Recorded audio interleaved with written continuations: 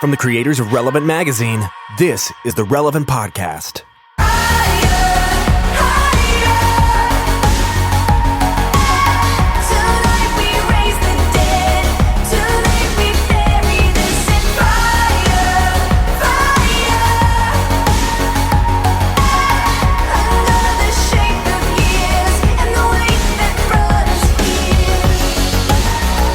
It's the week of Friday, August 26, 2016, and it's the Relevant Podcast. I'm your host, Cameron Strang, and this week's show is brought to you by Audible.com. Audible content includes more than 250,000 audio programs from the leading audiobook publishers, broadcasters, entertainers, magazine and newspaper publishers, and business information providers. But unlike a streaming or rental service with Audible, you actually own your own books. They have a My Library thing where you can access your books anytime, anywhere, right from your smartphone or any device. That's cool. Yeah, they have a Whisper Sync thing too for voice. It lets you switch back and forth between reading the book on a Kindle or the Kindle app or listening to the audiobook. So it's really anywhere, great. Oculus Rift, anywhere you're enjoying your book. Just immerse. Hey, you know what? I have an offer for you, Cameron, regarding Audible. Tell me. How would you like to start releasing the magazine on Audible with me just gently reading the magazine to someone? Like gently. Whisper syncing it. Whisper syncing it. So he takes it very literally. He's going to whisper. But also I just do descriptions. I'm like, and here is it's like a picture of like a kid. There's like a kid looking off into the distance, and he's sort of thinking about his future. And the headline is, "What am I going to do about my life?" Oh, you make the magazine sound so compelling. Yeah, I can't wait to hear that. Well, I wrote the article. I thought it was great. Right now, I actually am in the middle of an Audible.com book.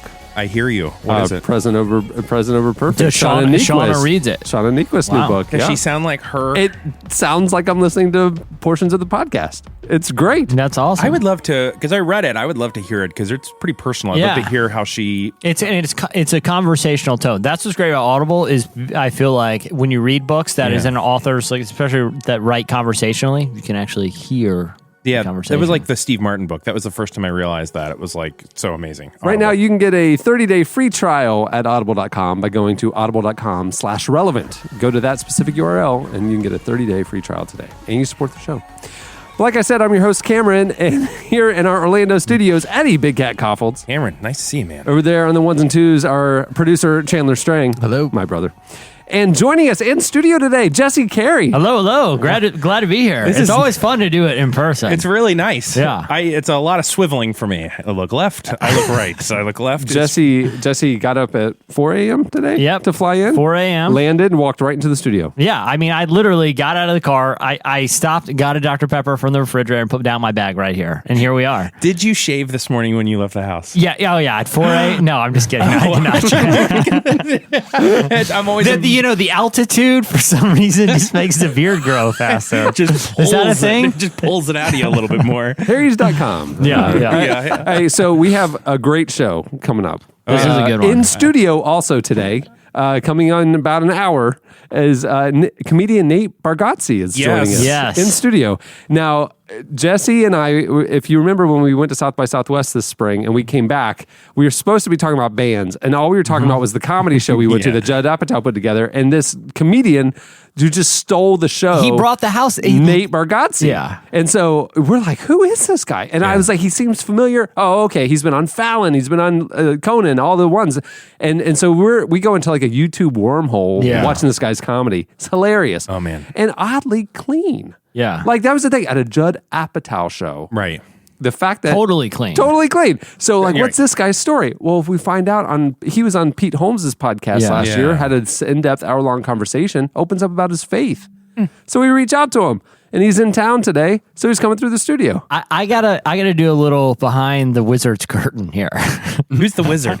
The Wizard of Oz, behind the curtain. No, but are you the wizard or are you... In this metaphor, Chandler's the wizard. Okay, Chandler's the wizard. You're the little orange guy who closes the curtain. Is the curtain the Holy Spirit? Well, I don't think it's a curtain. That was ripped in two, man. I think it's a slot on the door. On day 3, that curtain was ripped down the middle. Ripping too. It was the second temple. I'm getting close to blasphemy, so I should just abandon this metaphor. No, but we were talking earlier, like we do a lot of interviews, right? I mean, we talk to thought leaders, we talk to musicians, we talk to actors, we talk to writers. I'm not nervous, but I when know. you see a comedian, because they're such great performers and like their humor is so honed that it's like I'm a little not nervous, but I'm excited to see how it's going to be in person talking to him. Well, because like also in our economy of things, like these are our real heroes, right? Like NT Wright was pretty cool, but like a stand-up comedian and one that legitimately like you were listening. You showed me earlier. Gosh. You were listening to him. I was weeping in the car like with this guy because it's just so clever and dense, and it's like old, somewhat Seinfeldian. You're like, I never thought of that. The way he tells stories, it's like layer on layer on layer on layer, and so like there's never this set him up punchline. Haha, we're gonna joke, and then I'll do an awkward transition. It's just this story that just keeps going in a way that like when we were watching him live, I looked over. Jesse wasn't even laughing. He had his like almost like the praying hands on his lips. Like he was just like studying like a master's class. Yeah, right? this is church. And I was like beating the wall because I was trying to suppress my laughter because I knew if I laughed out loud, I would miss layers of nuance. And so it's like I was buckled over, and then and the same thing happens while I'm listening to him while I was working yesterday and this morning. I'm listening to his stuff because I fired back up the YouTube yesterday. Yeah. Go turn the crank outside. And I'm just like put 2-cycle in there. It's beautiful because like it just keeps going, clip after clip after clip, right? So it's like this waves of Nate Bargatze playing in the background, and I'm dying laughing while I'm trying to work. Then Eddie comes in this morning and goes, "Did you hear his album?" And I was like, I haven't heard his album. He's like, it's on Apple Music, man. Just listen to his album, the first 10 minutes. And he's telling the story about going boating with some friends and his wife, and like the guy in the boat next to him is his wife's ex-boyfriend. Right. And that story, I am literally, my face is on my desk. I'm laughing so hard. The thing that I love is like, I was actually talking with Nikki, who picked me up from the airport on the way over, about like how I relate to a lot of his comedy. He's very self-deprecating, but he had this bit early on his first album where he talked about, it sounds dark, but the setup is funny, where he says that he really hopes that he dies before his wife because he doesn't know his insurance. He's like, I can't tell you how much of my bank account. I can't even ballpark it. Yeah. He's like, I would end up calling her mother-in-law. my mother-in-law, like before the funeral, and be like, listen, did she mention anything to you about like banks or banks? And I told Nikki, I was like, I get that. Like, if I wasn't married, I told Nikki like one of two things. I would either have like warrants out for my arrest that I just wasn't aware of for like evading some, license plate tax or something inadvertently, or I would be getting charged like $500 a month for cable and think I'm getting a good deal. I would just be a huge mark. But I feel like I can relate to everything. I can relate to the fact he's sitting there talking about his physique. He's like, I'm not in shape. Yeah. He's like, I'm what Justin Bieber would look like if he really let himself go. He said, if I want to go back, if I want to get in shape, I have to go back to when I was 12. Yeah. Like that was the last time I was in shape, and that was just because I was 12. But I also appreciate his unbridled confidence in his physical abilities because he still claims he could easily drop 40 in a WNBA game. He's like, you give me a couple weeks in the league, and I'm MVP. He's like, but coming on for the first time, easily 40. Yeah. So we'll play some clips. We'll play some clips coming up later, so people can experience Nate Bargatze because we're fans. We're really looking forward to this. This is going to be a lot of fun. Can I tell you what will ruin his comedy? Is my 5-year-old daughter sitting in the back seat because I'm listening to it in the car, and she's saying, "Who is this man?" I'm like, "Well, he's being funny. I get to talk to him today, whatever." And so she's listening to it, and then she just starts to ask really particular questions, like, "Why was the man swimming? Why did the man try to get on a boat? Is it hard to get onto a boat?" And I'm like, all right, I think this is, let's go back to Kids Bop because I think you're wrecking it. So that's coming up later. It's going to be a fun special episode. But this was also a big week. Oh, I know what you're getting We at. have a few things that we need to update you guys about. I understand. I'm ready. So last week, Eddie and I went to the outdoor Holy Land Experience estate sale. Yeah, and I will say, it's funny that they call it a estate sale, but I never really understood that because, like, while Jan died, it wasn't her stuff. Right. It was Holy Land stuff. And So they're you not, think it would have been more appropriate to just call it like a clearing the house or whatever, Right, redecorating. whatever. just a sale. or mopping the throne room or something, like we're moving stuff out. So this week, Eddie didn't want to go back for part 2. No, but this week, Daddy's got a job. Yeah, this week there was the indoor sale. Oh, yeah. Which And I regret. I would have, knowing what I know now, yeah. You would have waited. budgeted. If I, You would have set aside like a little fun, like your Dave Ramsey envelope on right. throne. It just says throne on it. So I needed to have a jovial, non-cynical friend go with Companion, me, yeah. because you need to make sure that you're buffering yourself to not be cynical Yeah, of when you go to course. Holy Land Experience Stay Sale. So I asked, I didn't ask him. I just added to his calendar the meeting 10:30 to 12:30 secret mission. So John David Harris, who leads our creative team, went with me down to the inside Holy Land Experience Estate Sale, which occupied 2 warehouses. also, the other guy I'm most confused for. Yeah. A lot. Oh yeah, that's right. I you mean, guys kind of look. We have like a similar vibe. We could be Joviality. we could be siblings. So welcome, JD. I figured Thank you should tell them your experience seeing what we saw. It was magical. Yeah. It was like going to a Game of Thrones estate sale. Did you? Well, I guess you didn't know you were going, but I'm assuming you don't have an emergency fund set aside should anything from Holy Land go on sale just in your we've lifetime. been trying to do the Dave Ramsey, And I know he has a new envelope chapter system, about that. But Yeah. we don't have his latest book. But see, Where it this has the envelope specifically for. this was straight business. This was not Yeah. personal money Yeah. at all. No. And also, when Dave Ramsey says you got to put away for savings, this is that moment. This equal because Right. I can tell you this. Yeah, that's true. If there's one thing that I've learned about these Holy Land sales, which is a lot. a lot.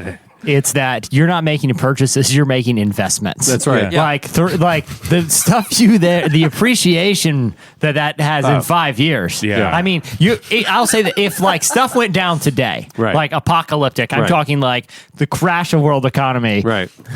Number one thing, it's going to be gasoline for currency, and it's going to be merchandise from the Holy Land experience. Yeah. Like that's how you're going to survive in the wasteland. It's So- like, well, how are you going to know that you're a powerful person if you don't have your own throne? Exactly. Who? Everyone's like walking around. There's no more government. Well, okay? who's going to be mayor of our new post-apocalyptic area? The guy with the throne. It reverts back to like core human nature, which we saw in Right. the medieval time. The people with the thrones rule. Yeah. It's- Right. yeah. Oh, Yeah. for sure. So- I mean, it's nothing new here, people. So we literally went, And and forever the stamps. secret mission was I had 2 objectives. I need to walk out with 2 objects. One, something for our podcast studio tchotchke wall, and 2, a throne, a literal throne. Yep. And we went in there and were overwhelmed with the options for both of those things. Yeah, because there wasn't just like, I'm guessing there weren't like 2 or 3 thrones and you just had to pick one. I mean, I'm not going to exaggerate. We probably saw 10 or 12 that were legitimate gold opulent thrones. So, Yeah. so Wow. I have a question real quick. Yes. Was it sort of like a shoe store situation where you see a lot of ones but it's the one that's the right fit? Did you sit in them all to determine which Yeah. one is the one? Yeah. Oh, yeah. Yeah, They're- literally. oh, And yeah. I took pictures. And let me ask you this. I hope that you did what I would have done in that situation. I would have said, JD, I need to be blindfolded right now. And I need to sit on each chair. And when I'm in the one that we're going to buy, I'll know. Yeah. Like I will sit in the throne, and the throne, Yeah. the throne chooses you. I posted a picture of a 14-foot tall throne I sat in. Yeah. That was nice. It was a little costumey. I Yeah. thought it was a little Yeah, on a the little. nose, a little theatrical. and I think the fire Because- marshal won't allow that thing in Yeah, here. what you No, not in need, this building. what you need in a throne is ornate. Like I wanted quality, not quantity. No, that's is what I'm right. trying Yeah. to say. Yeah. And so we found gold thrones, silver thrones, purple thrones, wood thrones, large thrones, small thrones. We ended up with a throne that I feel suits us. It's very ornate, but not over the top. It's purple velour with kind of a antiqued silvery gold pewter, pewter. almost? Yeah, Oh, It's yeah, like that's normal cool. it Chair has size. roaring lions for each of the arms. And let me say, can I talk about this throne for a Please. second? I saw it and I thought in my head, I'm like, well, that must be cast plastic, right? Like Yeah. there's just it's Fiberglass or something. Yeah, or it's like because it's Yeah, like it's a like a- showpiece. it's like a prop or It was something. up. It was Yeah. up on a stage and whatever's happening there. It is a solid, beautifully carved Yeah. piece of wood that then they painted over, which is just horrific. But I don't know if you guys noticed this. This is my first time seeing it in person. You know, the legs of the chair are actual lion's legs with paws on them. Yeah. oh yeah, I actually did not notice that. I'm pretty sure that chair is one of the beasts from Revelation. yeah. It is that throne. Well, Which we is ha- good to know. Can I be honest? Yeah. The paws creep me out just a little. I kind of wish you got a different one. I just real talk. I don't like looking at those paws. Right, because you kind of feel like at some point it's just going to start like kind of Yeah, you see a one. finger. Yeah, okay. All right, you're sneaking us. So what my plans are, I'm going to put 4 little rolling caster wheels on the bottom. And this will be And a motor. we're going to call it, Well, I'm assuming it already flies. we're going Right. to call it, I am calling it the seat of honor. Yeah. And we will use it at staff meetings. If it's somebody's first staff meeting, they will be able to sit in the seat of honor. Yeah. We will have Obviously, certain yeah. new traditions for the seat of honor. If it's your birthday and we do the little birthday Well, let's say- celebrations, you sit in the seat of honor all day at your desk. Let's say Yeah. the mayor comes in for something. Mr. Mayor. Any meeting, there will Yeah. be somebody in the seat of honor. We'll just roll it around where it's needed. We have a throne in our office. Right. A functional throne. I got to Claire. ask this because I don't know if like they gave any sort of context, like if there was like brochures with them or something. No. This was actually a set of thrones. There were 2 of these. And I did not get the other one for quality reasons. It was damaged where's too heavily. the other one? The damaged one is probably still there and available. But this is what I'm saying. because 90% of what we saw on the outdoor sale is still there.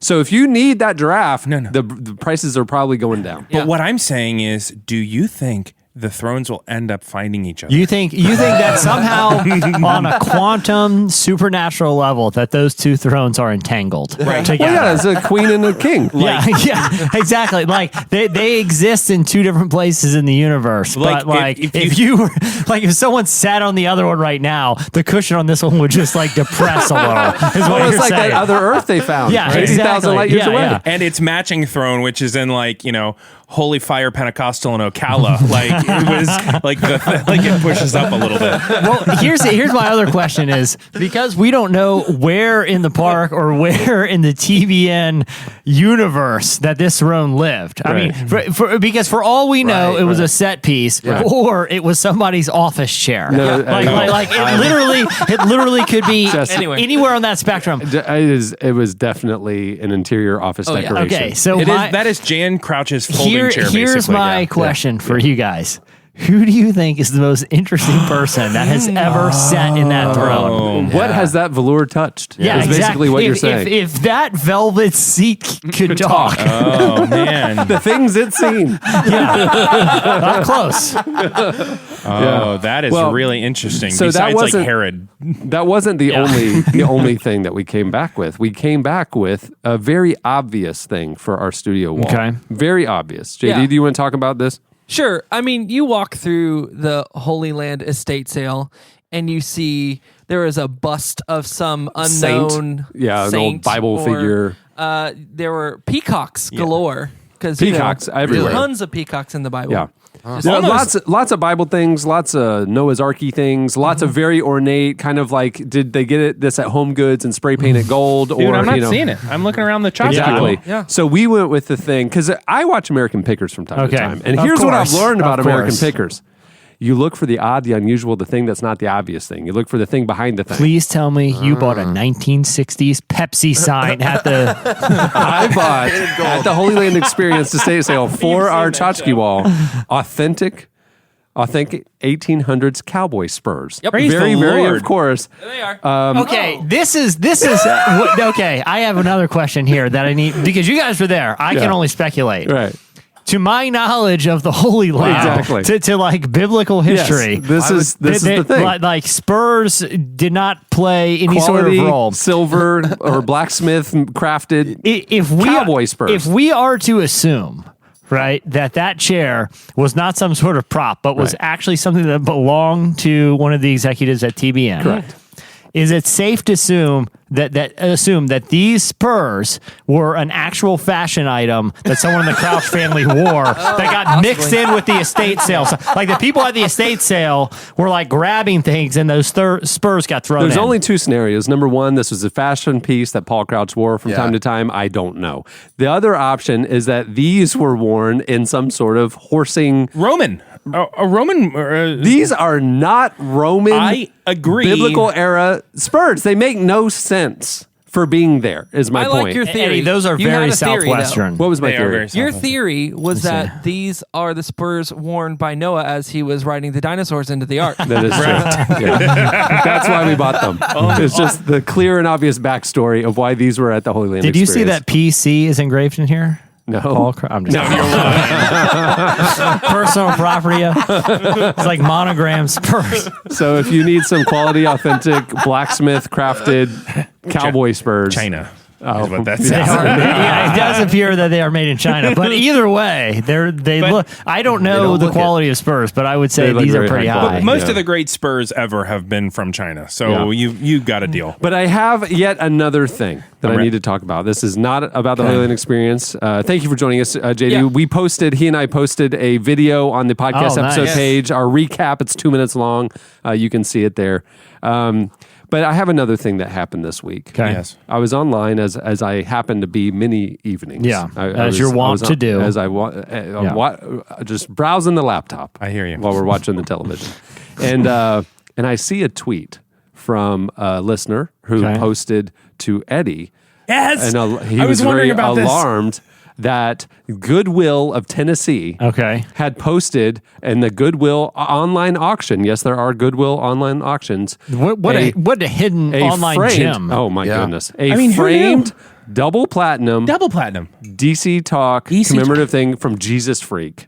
Oh, wow. Arguably your favorite album of all That time. was Eddie. that was Arguably my given favorite album. in honor of the double platinum status. Was given to Lifeway Christian Stores. It's engraved, That is messed up. and Lifeway threw it out, and it ended up at a Goodwill. Can you believe that? How did you guys look at any of the other items that were in this auction? Yes. Why would I ever do that? What else was Lifeway throwing out, or was this I don't know if it was this just Lifeway. a big No. slap in the face? I'll to tell you, DC basically, Talk? yeah. They were selling their integrity. They threw that out. That was just a bag I of mean, that in the trash. what item has been more pivotal to Lifeway Christian Stores than DC Talk's Jesus Freak going double platinum? yeah. Or why didn't they answer the age-old question? Can you play that actual record? Like they should have at least cracked it open Yeah, and I mean, seen if if you're it, gonna just throw it away, Is it a you might real as well. So Yeah. Eddie then alerts the internet that this is a travesty. Yeah, and including- tagged Kevin Max. yeah. Kevin Max then retweeted that this was a travesty, and I, having clicked on the auction and seeing it listed for $18, then watched the value skyrocket because all these podcast listeners think it'd be really funny to Yeah, buy yeah. this Jesus Freak double platinum album. Now listen. Let me say a few things. First of all, somebody said, "I wonder who's bidding on it now," because the name was like blurred, Obscured, yeah. but it was like C star G. Yeah. I'm like, it was either Chandler or And Here's the then deal. K- Here's the deal. assume Yeah, it's star, Chandler. star, Here's the star, deal. X. Yeah. I like Jesus Freak, man. felt a responsibility Yeah.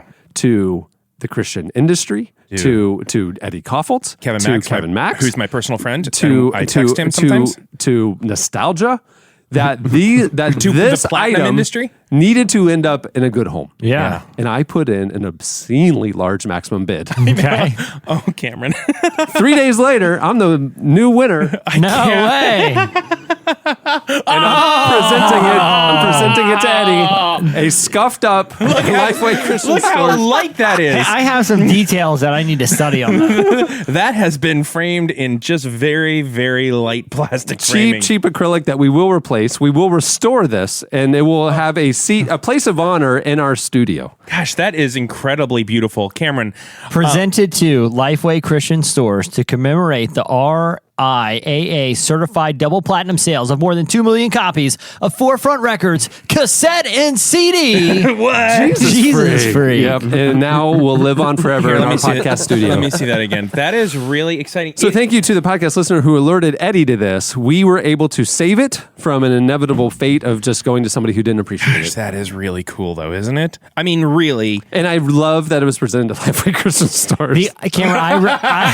It wasn't a producer. It wasn't whatever. No, it's Lifeway Christian Stores. I really am a little bummed that that's not going to be in your home, like right when people enter like your foyer. You know who's not bummed? Brian. I think she's pretty good that this stays in the podcast studio. Yeah.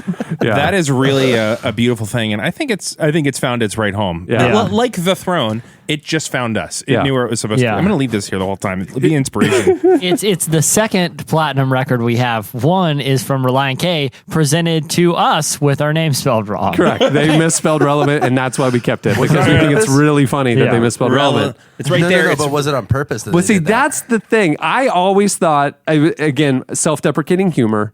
Look at us. We're so unimportant. They don't even know how to spell our name. Yeah. And so that's why I kept it around because I thought it was hilarious and kind of a reminder. Right. Don't get a big head. Yeah. Right. But then somebody pointed out to me about 6 months ago, Reliant K misspells Reliant, Yeah. and they swapped the A for the E, and they did the same thing with Relevant, and they probably did it on purpose. You know what I think happened?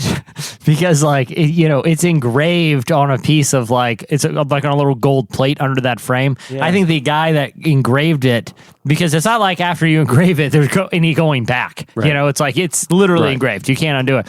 And he handed it over. They're like, "Oh, is that like the inside joke, like the A thing?" He's like, "Oh yeah. It's because we spell ours with an E." Yeah, totally. So yeah. Thanks for all your help then with that. Good save. So and when you guys come down and tour our studio, we now have several Yeah. very new, exciting things for you to take We're pictures well on with. our way to the Christian music rock and roll Hall of Fame. down We there. are. A couple of questions about this, just in terms of rules and regulations. Yeah. One, if people come and tour the studio, they do not touch it or look at it. You cannot take a picture of Okay. it. It's like the Mona Lisa. It'll Really? degrade it over time. Okay. It'll degrade it over time. The flashes. You can take a picture, but it's got to be way in the background. Yeah. Don't get too close to it. I got to be honest with you because as you and most of the listeners know, DC Talk doesn't hold that revered place in my heart because I'm you're looking more at of a Jimmy World and Weezer Oh, yeah, kind of guy. Exactly, Weezer. exactly. Yeah. Also, you're an animal with no heart and soul. because I'm looking at this and my immediate thought is, Cameron has a turntable in his office, and it would be so cool to get that and just see what kind of sounds a platinum record makes. It'd probably sound really cool. Well, I saw it going up. I put in a normal kind of this would be a funny joke number, to have it. But then because you and Kevin Max kept retweeting it, all these people kept bidding, It didn't and I help. kept having to go in for the next couple of days. I kept having to raise it. Yeah. And I got really Cameron. way too high. Yeah. Oh, Cameron. But I had to you're because in. I'm in it. I'm in this deep. I got to keep going. This know. has to come home. Okay, it's sitting on the table in front of us right now. When Nate Bargatze comes in, we just leave it there and not acknowledge it? Just it's always, it doesn't even hang on the wall. It just sits on the table. I use in it front as of a us. large Yeah, coaster. Yeah. But the second rule is, if and when DC Talk separately or together comes back in the studio, I think we have them sign it. Yeah. Okay, but what if it's just Toby? I feel like he's not helping with the reunion. So you're saying the guy who's holding up the reunion, we're going to punish him by not letting him sign it. I feel like if Toby signed that, he would sign it so huge that there wouldn't be room on there for you. I feel like if you just offered it to, you're like, "Hey, listen, man, we're trying to get all three of you guys to sign," and before it even leaves your mouth, he's somehow signed it Almost over. like he's spray painting a wall. Exactly. He's just all three of you guys to. he's just They can sign the back on the paper. I he's guess. just scratching off the other guys. He's drawing over their face. You know how Kevin signs it? It's just really kindly and beautifully. And you know how Michael signs it? It's just swirling around Kevin's signature. The both of them. You And just then can't. Toby comes back and it signs over him. Yeah, and all of a sudden just walks away with it. Well, it's home now. It's where it should be forever and ever in the Relevant Podcast Studio. Thanks a lot, Lifeway Christian Stores, for throwing it away. What a And contribution. Thank you, We Cameron. owe you a lot. Cameron Strang, for putting good money before bad. I just It's a donation I of kind of think goodwill. it's kind of a baton handing in the Christian industry because Lifeway Christian Stores is going to die off. And we've accepted the baton to carry on the legacy. Not if Testaments have anything to say about it. To carry on the legacy of Christian nostalgia. This will live on forever now. And also, it's not a joke. I actually really like this album, but still really nostalgic. Yeah, There I you get go. it. All right, well, it's moving the show along. It's time for our look back at what happened this week in culture and entertainment. It's time for In Case You Missed It.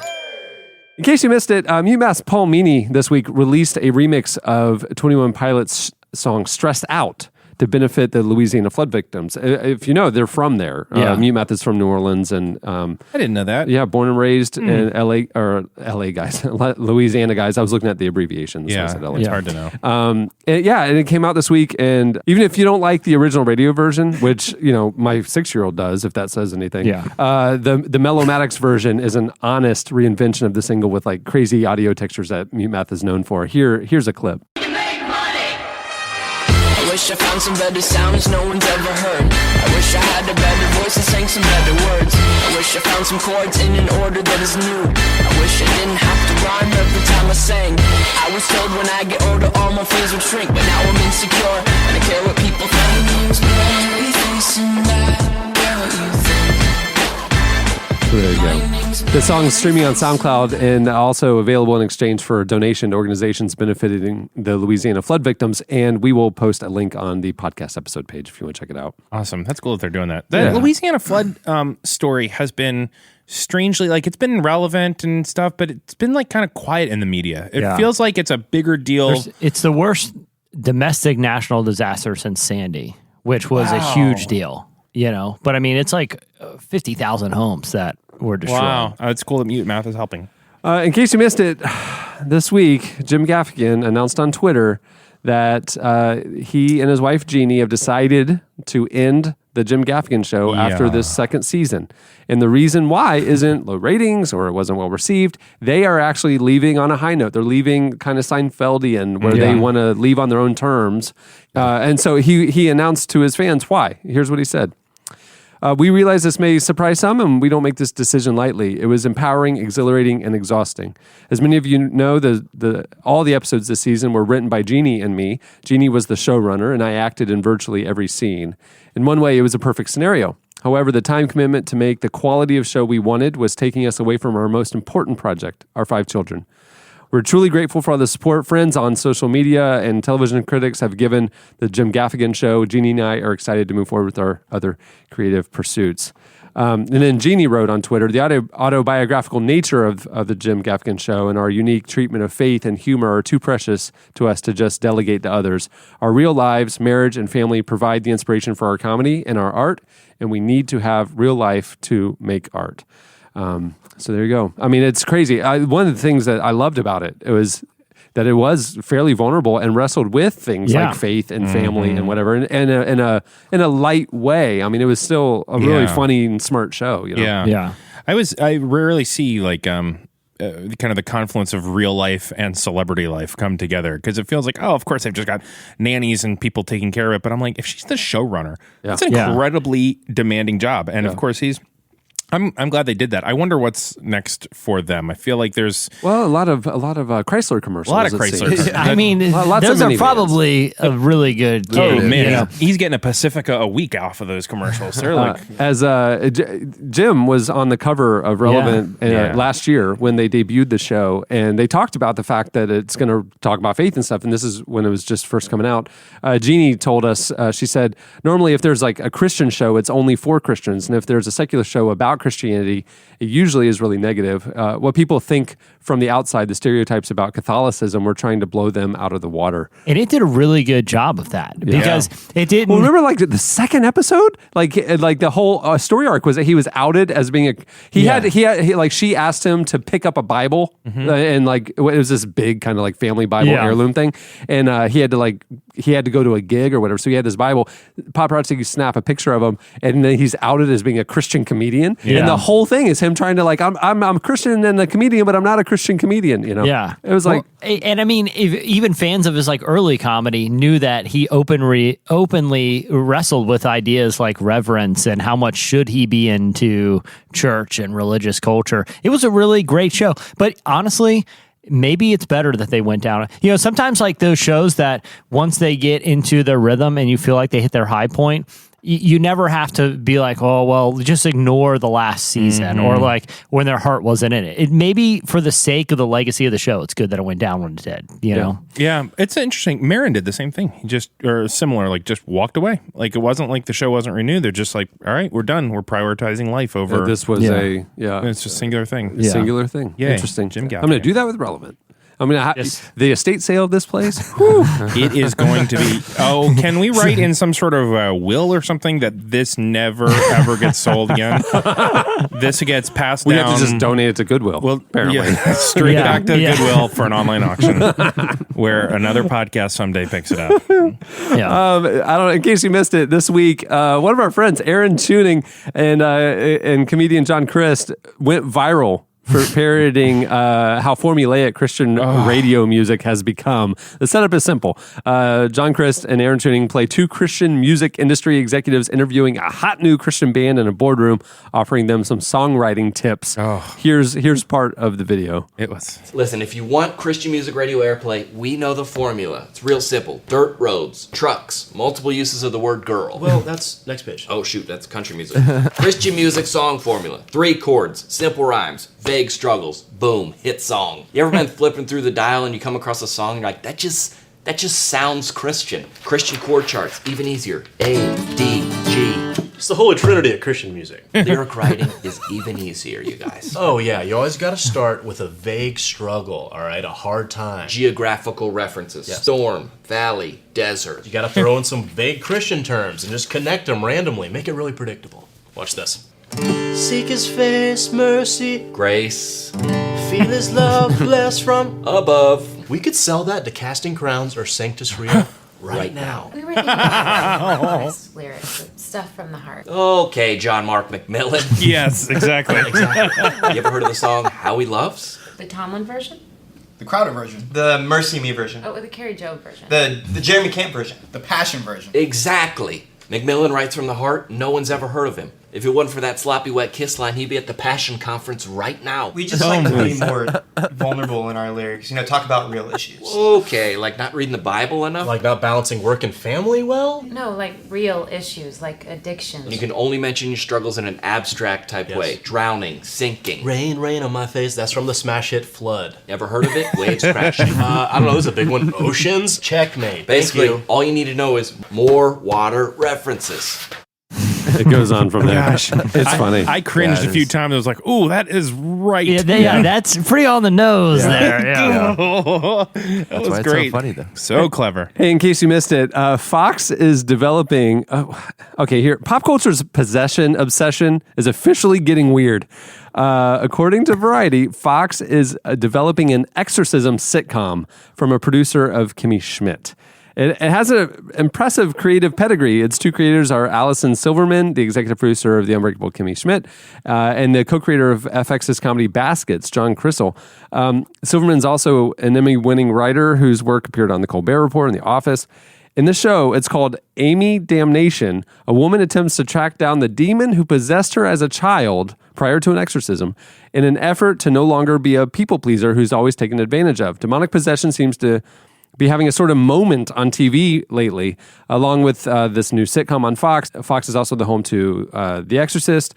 Possession also plays a major role on Cinemax's Outcast and AMC's Preacher. Yeah. And it's crazy what's going on, but a comedy. Yeah, a sitcom about someone going to find a demon that, like, honestly, if you were to say that like 2 years ago, right. it would sound like a bad pitch in a show, in like 30 Rock, a writer's room. But it's a weird place culture that because possession is everywhere. Yeah. It's not just horror movies anymore. I don't want to watch any of that. I wonder who's Even the comedy? Maybe. Okay. Who's starring in All it? right. Speaking of don't want to watch it because it's scary. Friday night, people were like, you got to watch Stranger Things. So I put it on. And You thought that was scary? Hold on. Oh. So it's 8 episodes. Yeah, it's great. I watched the entire thing. No, you didn't. In one sitting. We knew that before you started. In 2 sittings, on Friday night and Saturday night. Right. I was tired. I'm just now catching up. I was so tired. So I'm assuming you liked it. No, here's the deal. Okay. Scary. 3 or 4 episodes in, it actually does kind of grab you a little bit on the mystery side. I don't watch scary things. I've talked about that on the show. I just like why. I don't like dark occultic stuff. Nobody likes to be scared next. So I love the 80s nostalgia of it. It was spot on. It was really fun. And I would have liked it better. And the soundtrack's amazing. I would have liked it better if it wasn't about a scary thing. Yeah. Like M. Night Shyamalan's Signs, like at the end, like they reveal the big monster or whatever. Yeah. It's like that, you know, at the end, it's like they're chasing a literal monster sort of thing. Yeah. It's just kind of like, the whole kind of spooky conspiracy thing. So like sort 80s. of like Lost, like collapses when you finally. I mean, I'm not saying collapses for what it is. It is a really paranormal thing. I mean, to me, it was like two shows, and people like it for two totally different reasons. Yeah, that's true. Like I love the music in the 80s and the style and how they pulled it off. Is just what they. Yeah, more than I like. It's really good. More than I like the actual subject matter. I'm going here for escapism. Yeah. Give me. I don't need more of the monster. It got more and more and more. Again, the 80s thing of like. The man behind the barbed wire fence, they're working on some big experimenty thing, the government, that kind of, it captures that in the first half of the show. Yeah. And the second half of the show, it's like they know what it is and they're just chasing a monster. See, and I feel like, oh. I feel like that's I wish they left it more vague. Yeah. I feel like that's the problem with like a lot of those shows, like you said, the M. Night Shyamalan thing, where they build all the intrigue, but the solution to the mystery is inevitably disappointing if it's so cut and dry. It is cut and dry. That was the thing. It was like they could have left it way more vague and way more open-ended and like still captured everybody's imagination. Like that's why this is speaking of like an 80s like Spielberg, because it's based on sort of like the Spielberg type of style, but Close Encounters of the Third Kind, like Richard Dreyfuss walks onto the ship or whatever. Like there are questions at the end, like what was this all really about? And like I feel like that's why those type of stories endure, because they do have the mystery lingers after the movie's over. Right, because you don't see the aliens in Close Encounters, do you? No. You see the spaceship come down and he gets onto it. But exactly. Well, that's my point. Like you don't know what happens from there. You know what I mean? Yeah. Like there's a lot open-ended to leave you to think about, Stranger Things to me was very well done. But again, they could have been a totally different plot. And just do it that way. And it would have been great. As much. Yeah. Right. Well, I think people liked it because of the style of it more than they actually liked the style over the substance. No thanks. There you go. Well, that'll do it for. In case you missed it. Well, stay tuned. Up next, Slices. There is no domestic harm. The wheel of love is hidden within us. We wrestle with it. We wrestle with it. The wheel of love is hidden within us. We wrestle with it. We wrestle with it. The wheel of love is hidden within us. We wrestle with it. We wrestle with it. The wheel of love is hidden within us. We wrestle with it. We wrestle with it. You're listening to John Martin Millen. It's a new artist you've never heard of before. Hot new. It's his new single, Wilder Love. You know what I like about him? Writes stuff that matters. I love John. Have you guys seen the video for that song? Yeah, he shot it vertically. Yeah, on a phone, like a phone orientation. I know that makes you nuts, right? Yeah. It does make me nuts, but I appreciate that he's the first guy to do it for like a professional music video. But doesn't it make it sort of like, well, now that he's doing it? Yeah, no one else can do it now. I guess it's cool. I feel like, no, that's what I'm saying. I feel it's like no other band can do a music video on treadmills. Yeah, exactly. Been there, done that. We've seen it. But I feel like the vertical thing, it's immediately recognizable. Like when I saw just like the still from it or whatever, I was thinking this is going to be cool because it is there. I literally haven't seen anyone do this before. You know, he's we have mutual friends of his. He's like the real deal. He's like a really good. Like when he comes through town and has his worship shows, he'll come over to the house after and hang. He's a good. He's a really good guy. Really good dude. At the beginning of the podcast, you heard the Naked and Famous with their new single "Higher," which it's great. I like that album. They're a good band too. Okay, it's time for Slices. What do you have, Jesse? All right, so I haven't been like too excited about the whole drone movement. You know, that doesn't make sense. Do you to me. own a drone? No. You own a 3D I'm waiting until the printer. prices come down. Okay. I think drones have to be probably the most fun toy ever, right? Probably would be. Yeah. But here's my problem. Not my problem. But here's why I'm not like super excited to own one, because they're so like autonomous. Like you basically punch in the coordinates or whatever, and you just kind of. I want one that's basically a remote control airplane where anything can go wrong at any moment. I thought that's where how the pressure's all on me. You can control it like that. Yeah, I thought that's how they. This is operated. DroneGate. I can feel the hashtag already. But it's the price thing too, because I know I'm going to be reckless. I'm not going to go intentionally crash something that's like $500. You need a cheap drone. I need a cheap one that can do tricks, that can do flips and stuff. I want one that can hold stuff and drop stuff. Well, you're going to enjoy my story. Sorry. But real quick, before we don't have to talk about this, but speaking of aircraft real quick, did you guys see the video that was going around online this week? There's this company that used to be under contract with the U.S. military to build an aircraft that was the largest aircraft in the world. It's basically looks like two Goodyear blimps, like mashed together into one super airplane thing. Oh, yeah. Okay? It's like an airship, right? It looked like a bottom. Yeah, they call it the bottom ship because it looks like it looks like two blimp butt cheeks. There's no other way to say it. There's no other way to say it. If that throne could talk. If that throne could talk. So anyway, there's a video of a crash landing. And no one was injured, and it was in an open field. The pilot was fine, but it is literally the slowest. Like the world's largest aircraft nosedived in the field, and it is so slow. It's like, climactic, like it is comically slow to the point where you see this big blimp, and it's angling down, and it's just creeping towards the ground. And I thought it was just landing. Look, it's going so slow. It almost looks like intentional. And the only reason it got me, and it was damaged, but like you couldn't tell from the video, like. But it's like because the headline said world's largest aircraft like nosedives or whatever. So I'm like, I got it. Well, obviously I'm watching this. And it is like and I thought it was in slow motion. Like I thought they had slowed the film down so you can appreciate the carnage. But no, it is all I pictured because it takes like. He's only probably like 50 feet off the ground. And when it starts to nosedive, it probably takes a good 90 seconds. All I'm picturing is the pilot.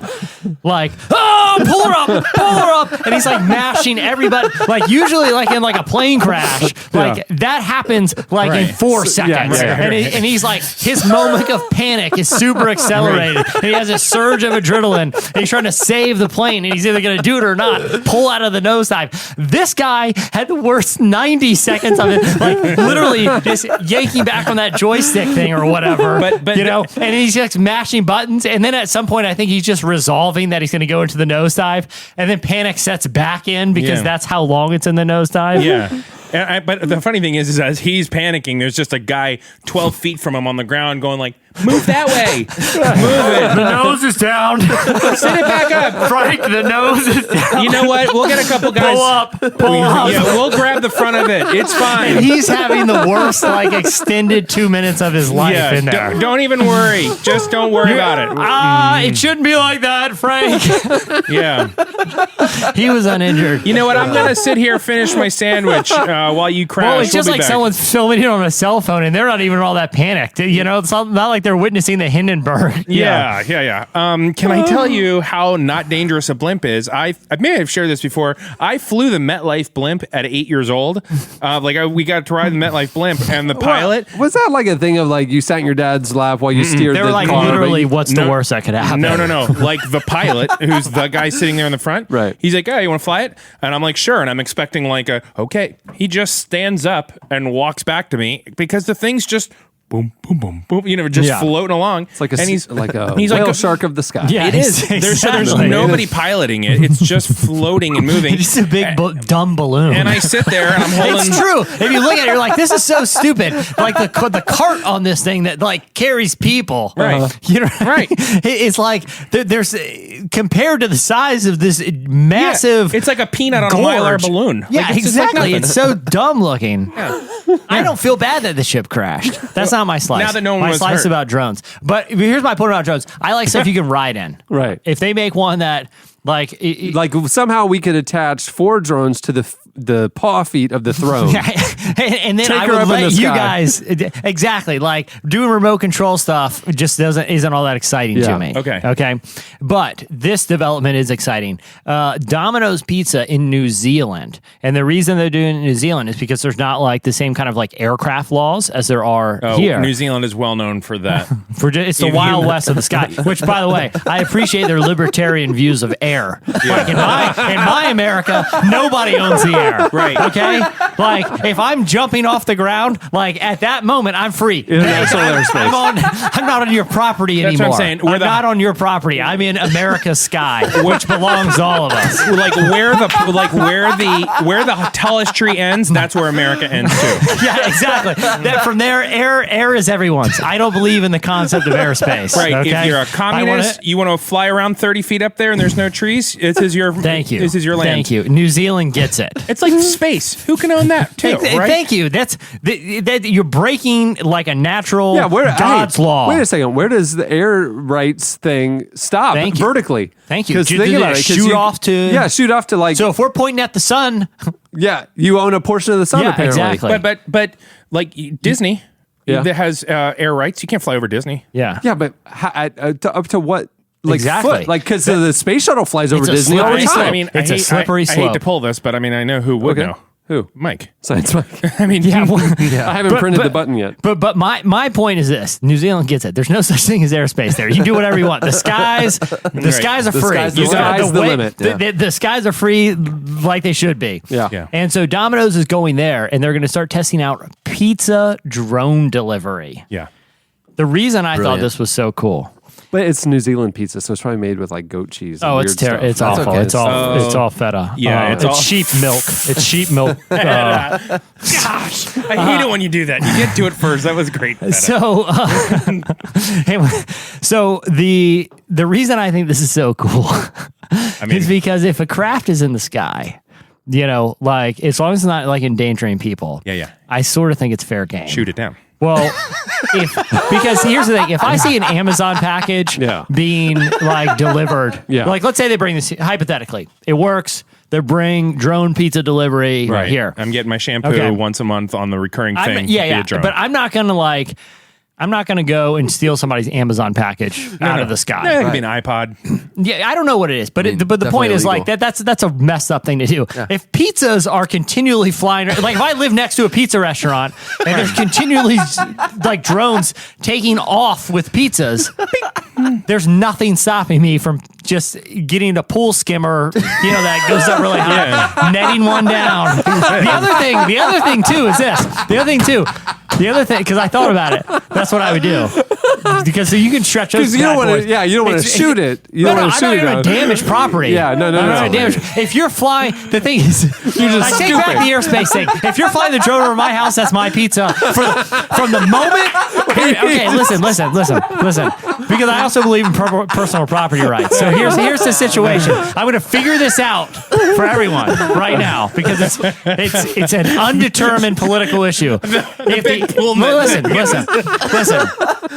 From the moment the drone crosses my property line, You have air rights on your property.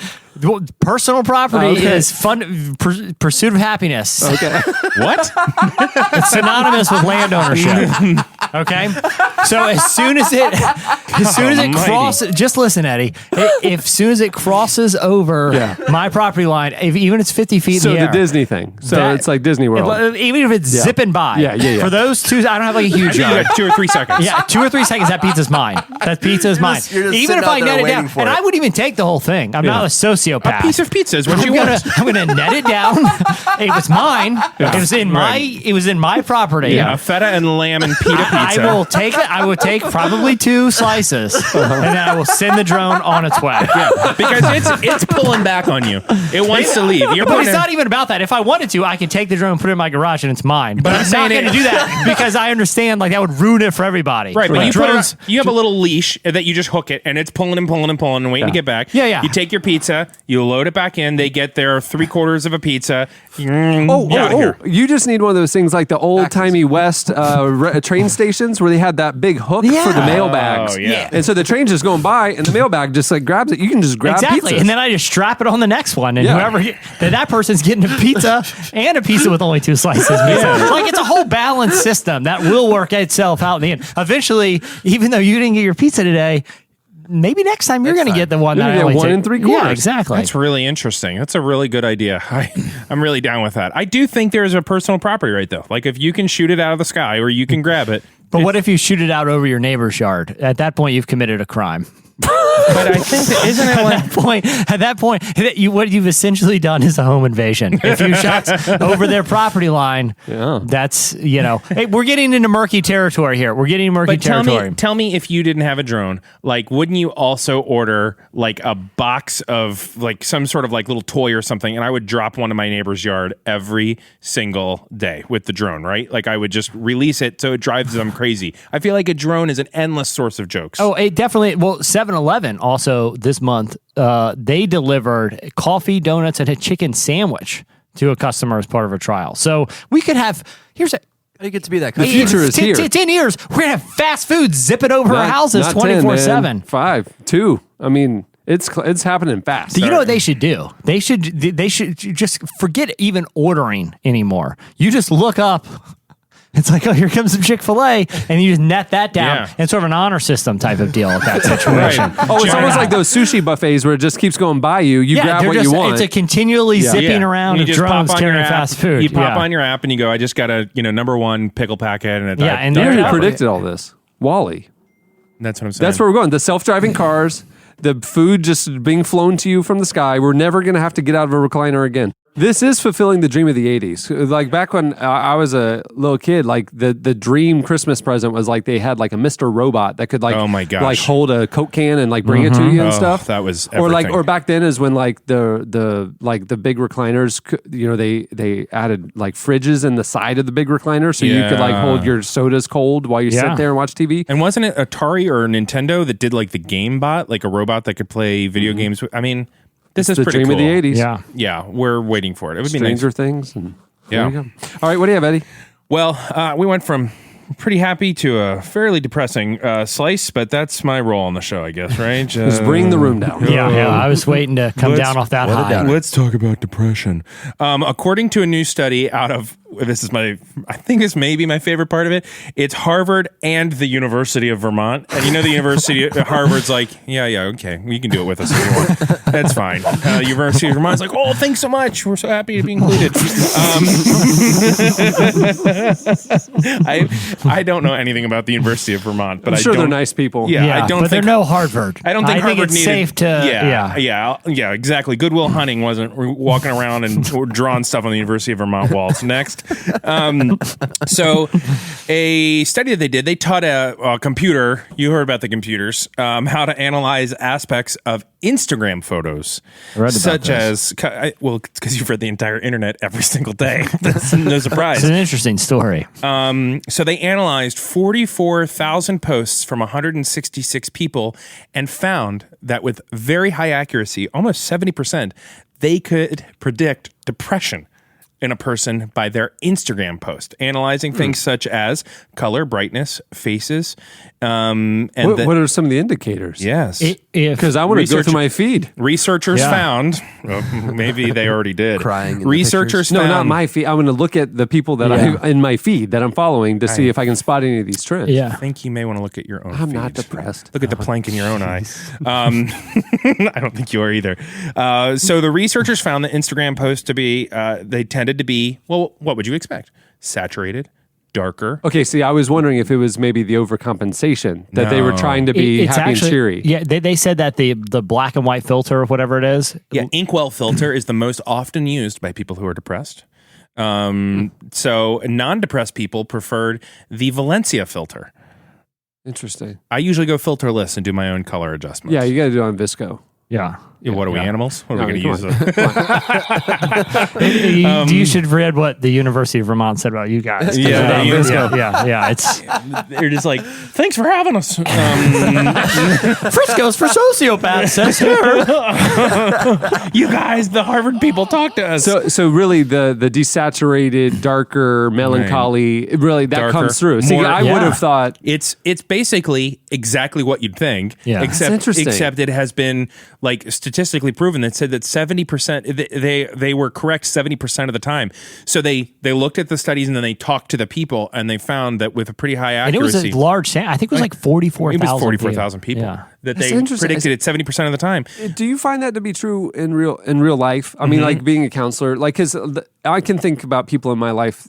We all have our struggles, and I Yeah. can think about friends of mine that I know have struggled with different types of depression over the years, and the coping aspect of it. Many of them would almost overcompensate or Yeah. kind of like hide that reality from their friends and almost be too cheery or too got their stuff together and not really honest Right. about Yeah. what they were struggling with. Right. And I would think that social media, being a highlight reel of life, you would want to portray something that you're not actually feeling. But I wonder with this though, because there's an artistic aspect to it, not so much like the subject matter of the picture. So like, let's say I'm like someone who's struggling with depression, but I'm trying to hide it or compensate or not kind of be that emotionally transparent. Right. And I take pictures of my vacation and my smiling family. But if on a psychological level, when I'm like treating those pictures, They still treat them desaturated. yeah, exactly. Like Well, it's it's like- almost like it's leaking through because the subject, the interesting finding wasn't so much about the content of the pictures, but the way that these people artistically, their impulse. Almost how they see the world. Exactly. It is literally the lens through which they are viewing the world. because it's not that they necessarily even associate the black and white No. consciously with depression. Just So like they wouldn't think of it like, well, I don't want to do black and white because I want to hide that fact that I'm depressed. They don't even have the link there. But on a subconscious level, that's what they're communicating. Well, and then You know, literally everybody right now is going through their own Instagram. Yeah. Why would you? Oh no! Yeah, The other I thing, gotta call cousin. delete. Yeah. but I mean, I feel like we can relate to it somewhat on music. Like if you're in a sad mood, to hear a song that's like super perky is like almost an assault. It's like hard that's to hear annoying, that. yeah. And it's almost like if you're not making a real conscious decision, which people aren't, they're just posting. You would have this- put on some Damien Rice or something. But Yeah. there was a third factor that I thought maybe it's a little too pointed at maybe that's it. But depressed people also posted more photos of faces but had fewer faces per photo.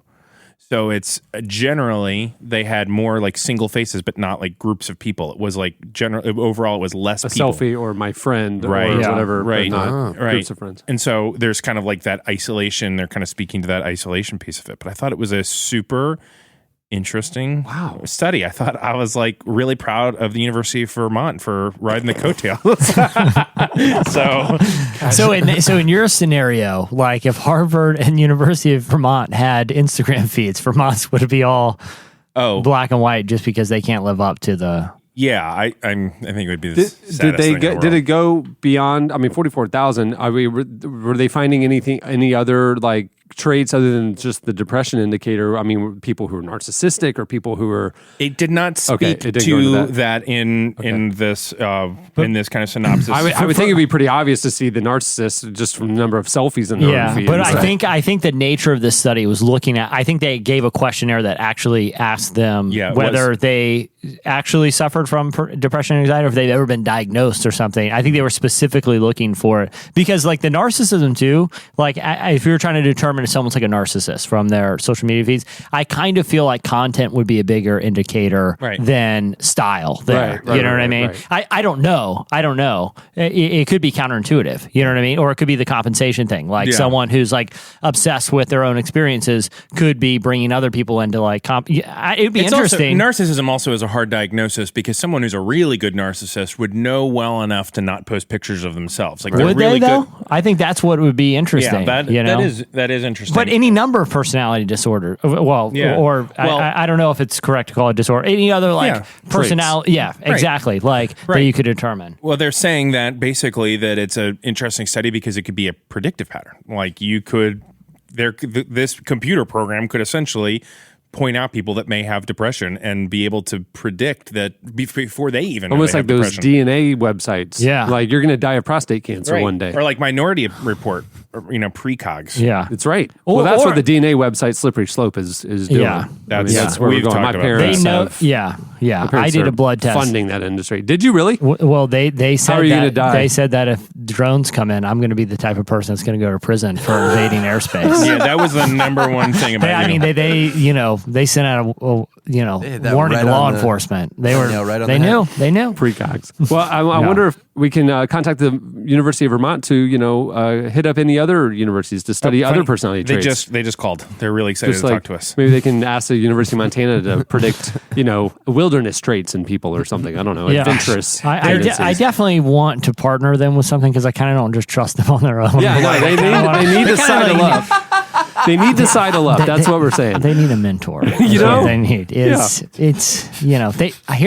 I looked what I determined about them from looking at their dependency issues. Dependency issues. They're codependent. That's true. By the way, I just got an email here. The University of Vermont has pulled their sponsor for the college issue coming up. You know what? I know nothing about the University of Vermont, we're but just there's somebody joking. listening to this show that is burning. Sitting on the quad right now at the University of Vermont. Why are they saying this about my school? Because I am ignorant. That's why, okay? All right, that'll do it for Slices. Stay tuned. Coming up next, Nate Bargatze joins us in the studio.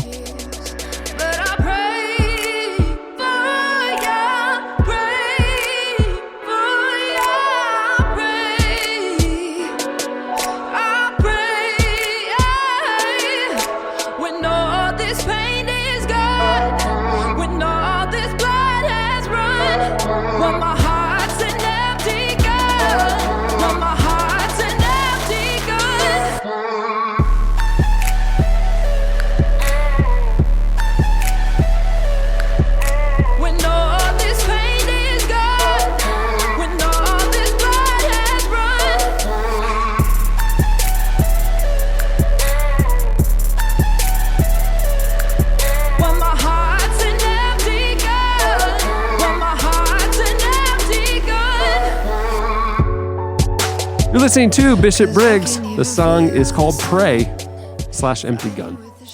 Really? Yeah, it's a good song. The hook just says pray. No, I mean, I loved the song. I'm just saying, it was an interesting title. Yeah, Pray, Empty Gun.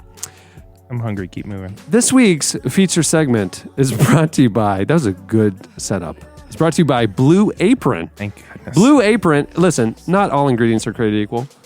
Oh, I know. I don't even want to get... Trust me. Trust me. You ever had a pizza in New Zealand? It's fresh, high quality ingredients taste better. They're better for you. So it's important to know where your food comes from. That's where Blue Apron comes in. Blue Apron, we knew they were going to be a show sponsor, so we signed up and have been cooking some Blue Apron meals. And let me tell you, delicious. Now, I've been trying to cook since the last... Shauna shamed me that I was just eating bologna for dinner most nights. Okay, let's go to Shauna's defense for a second. Okay. I don't think she shamed you. I think she was concerned about your cholesterol. I think she loves you. Let me just say that volume of cured meats. Yeah. Once again, been down that road, and medically, I can't go back. So I've been trying to cook more, and I'm the type of guy I go to the grocery store and I'm like, okay, well, here's some meat and here's some lettuce, I guess. I don't know. I don't have recipes in mind. But you got half a sandwich there? Basically, Quiznos action. And so at night, I'm like kind of like just grilling stuff, and I don't know. You saw what happened to Quiznos. We'll cobble together a meal somehow. Right. That's basically where I'm at in my cooking, but I am getting better. But I'm telling you, Blue Apron just is a game changer. Yes. So they've partnered with over 150 local farms, fisheries, and ranchers across the U.S. So their beef is raised humanely, their chickens are free range, pork is raised naturally. The quality of the ingredients are insane.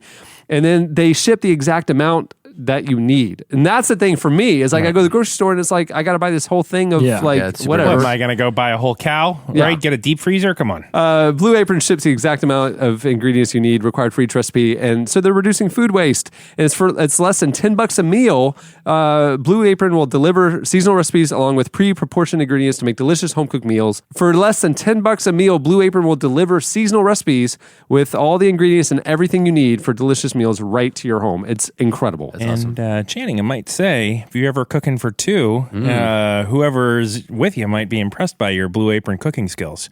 You know what I mean? You can do a little cooking. Some sort of like pesto thing. Okay, so this month in August, these are some of the meals that I'm saying came. cooking okay, for ready? a girl. Spiced pork burgers with goat cheese and cucumber corn salad. You had me at spiced pork. Yep. Continue. Summer vegetable and quinoa bowl with fairy tale eggplants, shishito peppers, and corn. Chicken tingo tacos with summer squash and tomato salsa. I'm telling you, I'm I cooking don't even know this what some of stuff. that stuff is. I'm but cooking it this sounds stuff. incredible. It's incredible. Yeah. You can check out this week's menu and get your first 3 meals for free with free shipping by going to blueapron.com/relevant. You're going to love how good it feels and tastes to create incredible home cooked meals with Blue Apron. So don't wait. That's blueapron.com/relevant. Go to that URL and get your first 3 meals for free with free shipping. Love it. Cool. Incredible. All right. Well, this is where our special guest, Nate Bargatze, is going to join the show. So here is Nate Bargatze.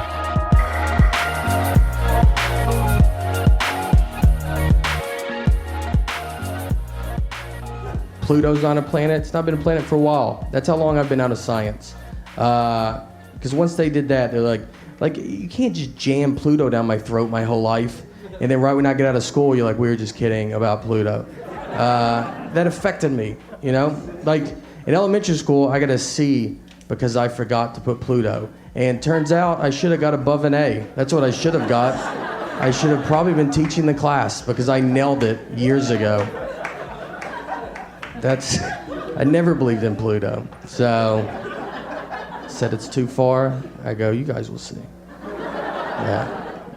Well, Nate, thanks so much for coming in, man. Absolutely. No, thanks for having me. Have you been through Florida a lot? You know, like growing up, like I guess we came here. We went to Disney World with my wife, mom, and daughter a few years ago. A couple years ago, I guess. And then, so like there, like for doing comedy, it's been like, I've been in Jacksonville. There's a club there. I think y'all have a club here in Orlando. Yeah, the like, Improv. Yeah, I haven't been there, but like, I've been to Miami Improv a long time ago. And But this isn't a big comedy scene, so it's rare that you would come through. yeah, Florida's like weirdly like there's not a ton of like like it's it's just a state that you end up not hitting. Like you don't. We get the arena stuff, like Yeah, or big, Hard big Rock, guy. like Yeah. Gaffigan, or Yeah, those yeah. tours. Aziz and Mark Maron and all those guys did a big comedy tour last Oddball, summer. yeah. yeah, Yeah, they do. It's weird. Like people ask, like, "Are you coming to Florida?" Then you're like, I don't know. I don't know if y'all have something like. Well, so. Jesse and I saw you at South by Southwest at a gig that Judd Apatow put together. That I think it was who else? Hannibal was there. Yeah, Robert Klein. Yeah, Hannibal came in kind of last minute. Yeah. He was not. He was just making fun of everybody the whole time. It seemed like he was testing material and having fun with it loosely. But you killed that night. Have you played South by a lot of times in the past? I've done like I think 4 straight years. It's been past like 4 straight years. You stood out though because number one, I hadn't seen you live before, and so you know so a lot of the other comedians are kind of like, okay, punchline, blah blah, and your style is like this. Like almost like storytelling that like you don't want to laugh because you're going to miss nuance that makes it even funnier. And so like I found myself like banging the wall. Like I was like, because I didn't want to like make noise because I was going to miss it, you know? When you have a set like that, do you know that you killed it? You like that. And there was a situation where it was like, the whole, cause they did the new Pee-wee movie. Yeah. And, so they showed that, then they did the show and a lot of people stayed. And then, you know, it is. Sometimes when you come out, like, there's always there's a thing Seinfeld said, like, or like anybody that's real famous, like, the thing that they miss is being not known because you get to surprise people. So, and that's like, you know, that's the funnest part is like going out, like, where you know people don't know you. And like with a show like that, it's like, it's going to be a little different than like Hannibal, everybody kind of knows him. Or like Robert Klein, they know, like, so who knows, like, if they're going to have to do newer stuff or where when I go up, no one really knows me. So I can like mix in whatever I want and you can just go like destroy. Like, and not in like an arrogant way, but just like, dude, you're in front of a good crowd. I was you know? doubled over the entire time. I couldn't breathe. I was laughing so hard. I look over at Jesse. He's like this. He's like studying you. It was like he was in a master's class of like, you know, this self-deprecating storytelling. It was amazing. I think of it like time traveling.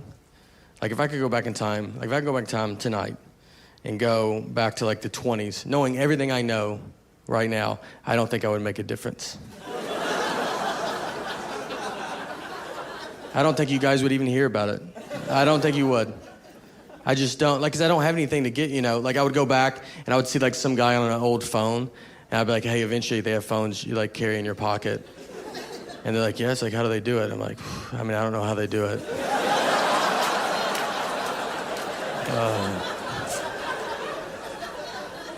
I think it's a satellite.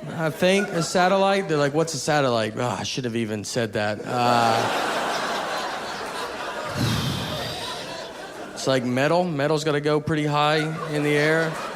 I don't know if you guys are doing it. I don't even know if I could prove I'm from the future. I don't even think I could. I think I would just get stuck. Because they would want something, like, who's the next president? Oh, boy. Abraham Lincoln. You guys are going to love him. He's really good. They just think I'm from the past. That's what they would like. It would just look like, they don't have to get a regular job. I would just have to, like, wait tables or something in the 20s. I would go back in time and do worse than I'm doing right now. Well, it like tonally, it was so different from what those guys do too. Robert Clay was filthy.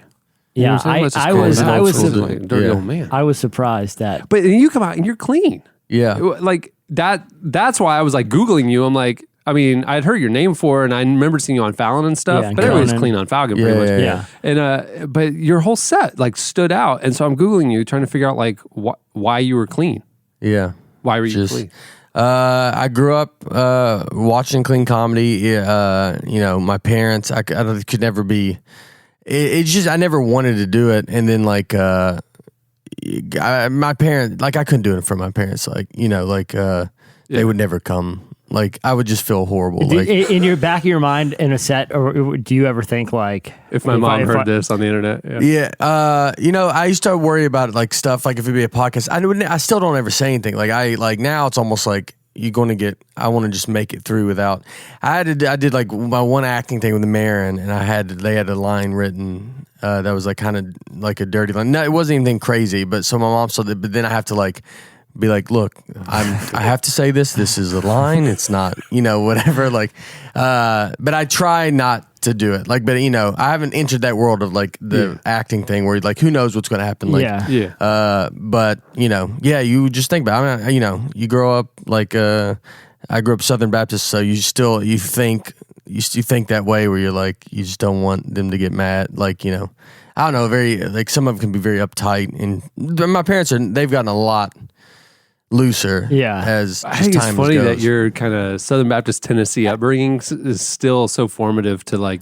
I won't do. My sister will like.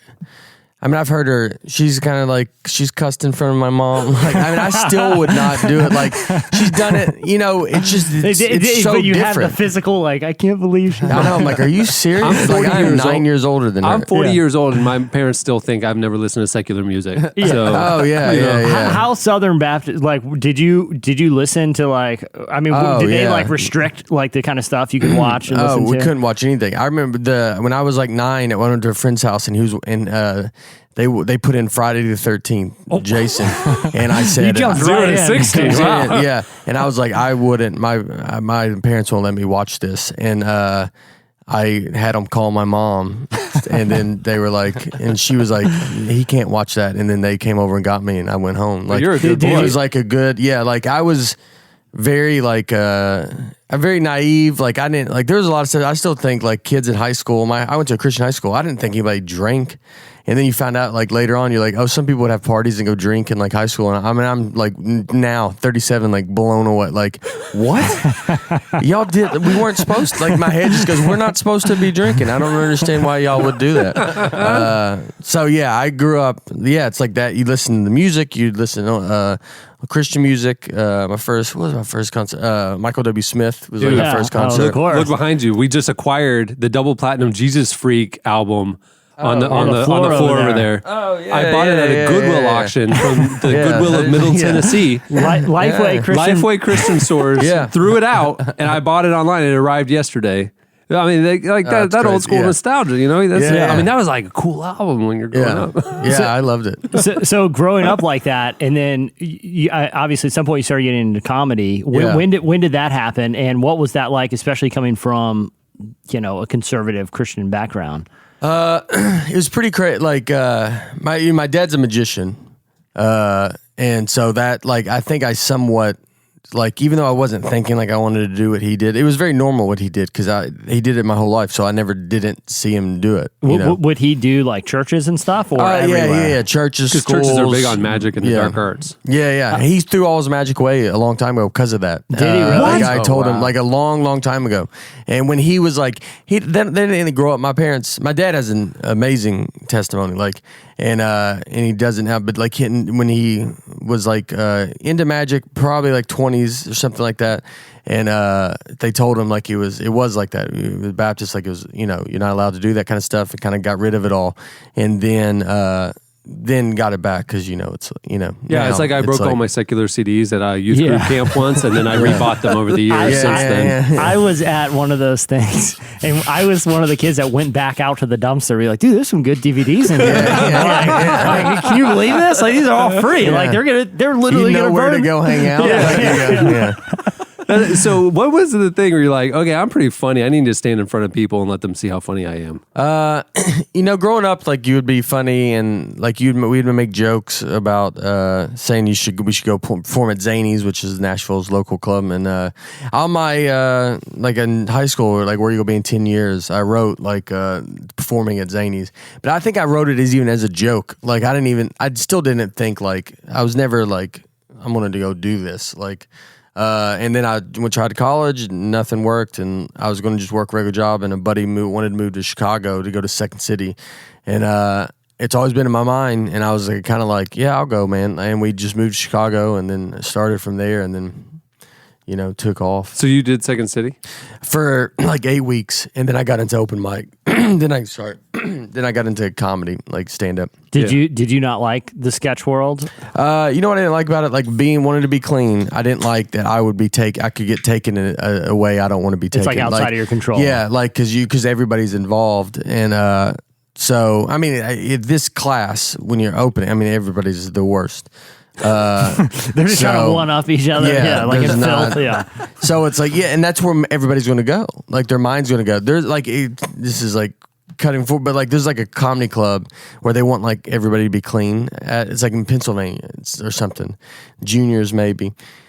And they wanted you have to be clean. It's a big deal for whatever reason. And but they would have the host. They would let a kid like that's never done comedy host. Like you could fill your name out. And they pick a name out, and you would get to go host a weekend. It's a horrible idea. Yeah, the worst idea. The worst idea, and everybody's got to be clean. And then you're like, you send someone up there, and I mean, someone that doesn't do comedy and they're nervous, like they're going to be the filthiest, and like that's all that happens. I think the guy likes watching it not go good. Like it's like for his personal entertainment. Yeah. You just see him like just cackling, like that's going real bad, and like the audience is like, this is terrible. Yeah. Who are your like favorite comedians? Like who inspired you? I was a big Seinfeld's probably my biggest. Like I'm a huge Seinfeld fan. Like and do you know him? No, I've gone on a show around him, like at Gotham, in New York. Like he stopped in, and I've seen him like twice. But he's like, like when you see him, you're like, oh, like, yeah, it's like very nervous. Yeah. It's like it would be like him.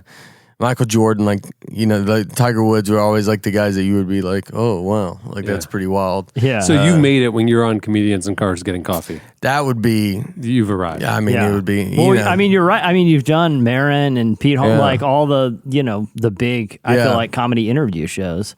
Yeah, no, it would be unreal. Like, it's like that where you just hope they even know, like if they even like see, I mean, it's like. You just want to do whatever. Like if you can go open for him for the rest of my life, I would be like, this is the best thing. When you saw him, did he see you perform, or do you? No. Okay. No, I don't. He has any idea who I would be. And have you gotten the sense when you watch that show though that he doesn't really prepare. He just really wants to kind of like hang out and like see where the conversation goes.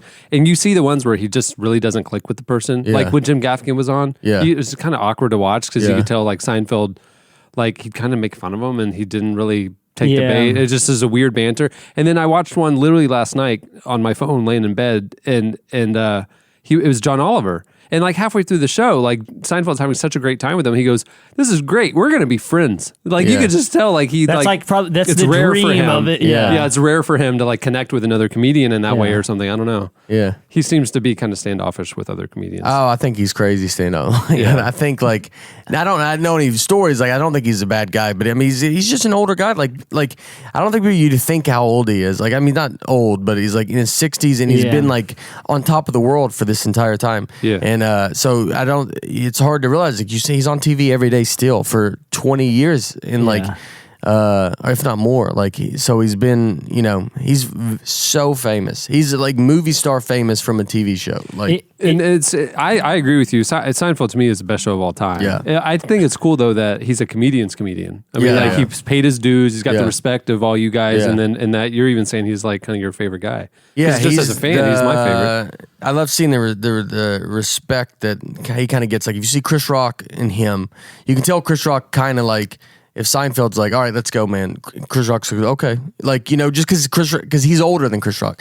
So like my favorite thing about comedy is that the people that are above you, like no matter how famous people get, there's always there's still like an order, And like I love like Dave Attell is like Amy Schumer is the most famous person in the world right now, but if Dave Attell's next to her, like there's a respect there that's like kind of like, well, I'm not as good as you are, like I just love that there's that. But that's reality, because like Maron and other shows kind of let fans like us kind of see glimpses of that behind the scenes, or Louis C.K.'s show or whatever. It really is like that though. I mean, you guys, it's like a high school.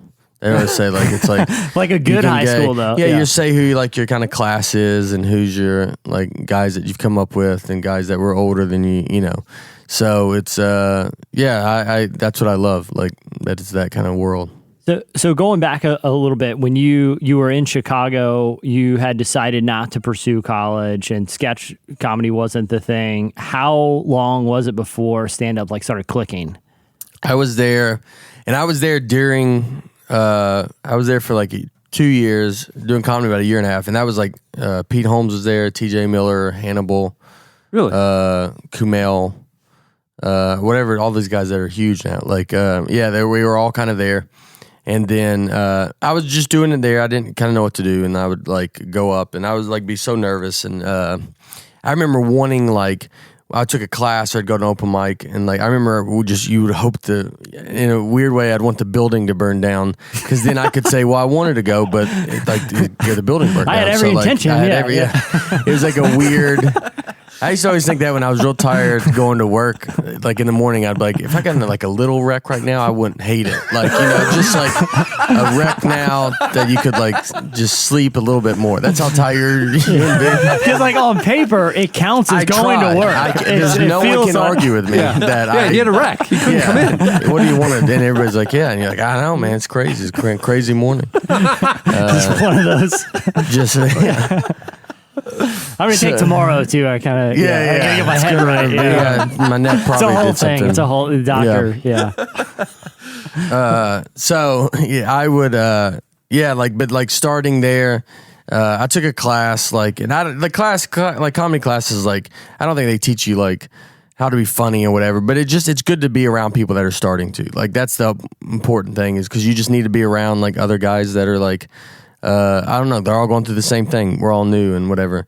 And then, so I was in Chicago, then moved to New York. And that's really where it started, because I was going, that was every day. Like, I'd be handing out flyers and, all that. And it just started like coming, just going up every day. You could kind of see yourself, like, you get more laughs in front of people, and kept going forward. And I think the first TV thing I did was like 2000, I want to say 7. And it was like for CMT, and it was in Nashville. It was pretty cool. Like it was like, so I got to go home. Yeah. Everybody got to come and take this TV thing. And so that kind of started. Then it was like, then from there it was like Conan and little things that. When you were out in those early-ish days, coming from the background you did you meet other people that had similar like faith stories, or were you like the only Bible Belt kind of? Pete Holmes. Oh yeah, Yeah, he was going to be a youth pastor. Yeah, he was a big. Yeah, I always tell I've told him like it's all like when he's because now it's like much different. I don't know what his exact beliefs are, but I know it's like a lot different. But like I would always act like I get mad at him because I thought he was me. And then now that he's like, it's not the same. You're like, I'm be like mad, being like, dude, you just like feel like you just left, like I got left back. Oh wow! And in a weird way, like, so yeah, there's I know a lot of people. Everybody grows up Catholic. I mean, because once you move to Chicago, New York, and like that's like everybody's Catholic. Yeah. And so it's like everybody would grow up and be like, oh yeah, I'm Catholic or Jewish, And so I don't know. I'm trying to think of anything like Baptist. Everybody has a weird view of like Baptist. Like I think it's like it was just normal church. Like it wasn't. What do you think we were doing? Like there's no like snakes or yeah. It's like they think it's like the worst thing, and you're like, no. It's I did like moving to Chicago was the first time I ever met someone that didn't like believe like what I believe. I thought everybody. Yeah, you grew up in Tennessee. I grew up in Tennessee. Yeah. I mean, I was just talking to a guy. It's from LA. He was talking about like I was like, everybody in Tennessee. I was like, if I drive around, I assume every single car, like everybody goes to church, everybody's a Christian. I don't even think that's even that's how I'm 95% positive the person in front of me is a Christian and goes to church. Right. And he was like talking about in LA, you would think that, but it's like an atheist. Like you would think, he's like, I would never even think that someone would go to church or like be a Christian or whatever. And so it's interesting. And when I moved to Chicago, it was the first time I ever felt like any kind of where people were like, oh no, I don't, that stuff's crazy. And you're like, what? Like it was pretty insane. And New York was the same way. And it made me like, I know some people would, you get there and like, it opens your mind to a lot of things, and some people would go, you're right. I don't know why I was believing what those people believe. But I kind of went the opposite, where I think like, well, what are you? I don't even know you. Like, why do I think you're right? Like, I think, I was like, it's like my parents. Why would my parents lie to me? Like, those are the people that like care for me. So if they, and I know it's like you got to believe it all in yourself, but it's like, I don't know. I just always like, it made me go more like think, well, I think we're right because I don't know why. Like if I just was hated that they didn't think that or something. Yeah. Are you living in Tennessee now? I'm back in Nashville now. Normal people. How many years were you gone? 13. 13 years. And then, and I mean, we could end up going, I have to go to LA a ton. So, who knows, we could end up going, but it's at least like, I'm glad we're there. We have headquarters kind of like in Nashville, and like we can, hopefully my daughter can, grow up. Because Tennessee is a big part of your comedy. I mean, just kind of like formative. It's a character. Yeah. It's like, well, that's a reason me moving back was even like, anytime you'd have we need material. And anytime you'd meet anybody, like you could just like, you could tell that they want me to live in Nashville. Like, they want to like buy all in. Like they don't want like, I live in LA. Like they're like, if I'm like, I live in Nashville, they're like, of course you do. Of course you live in Nashville.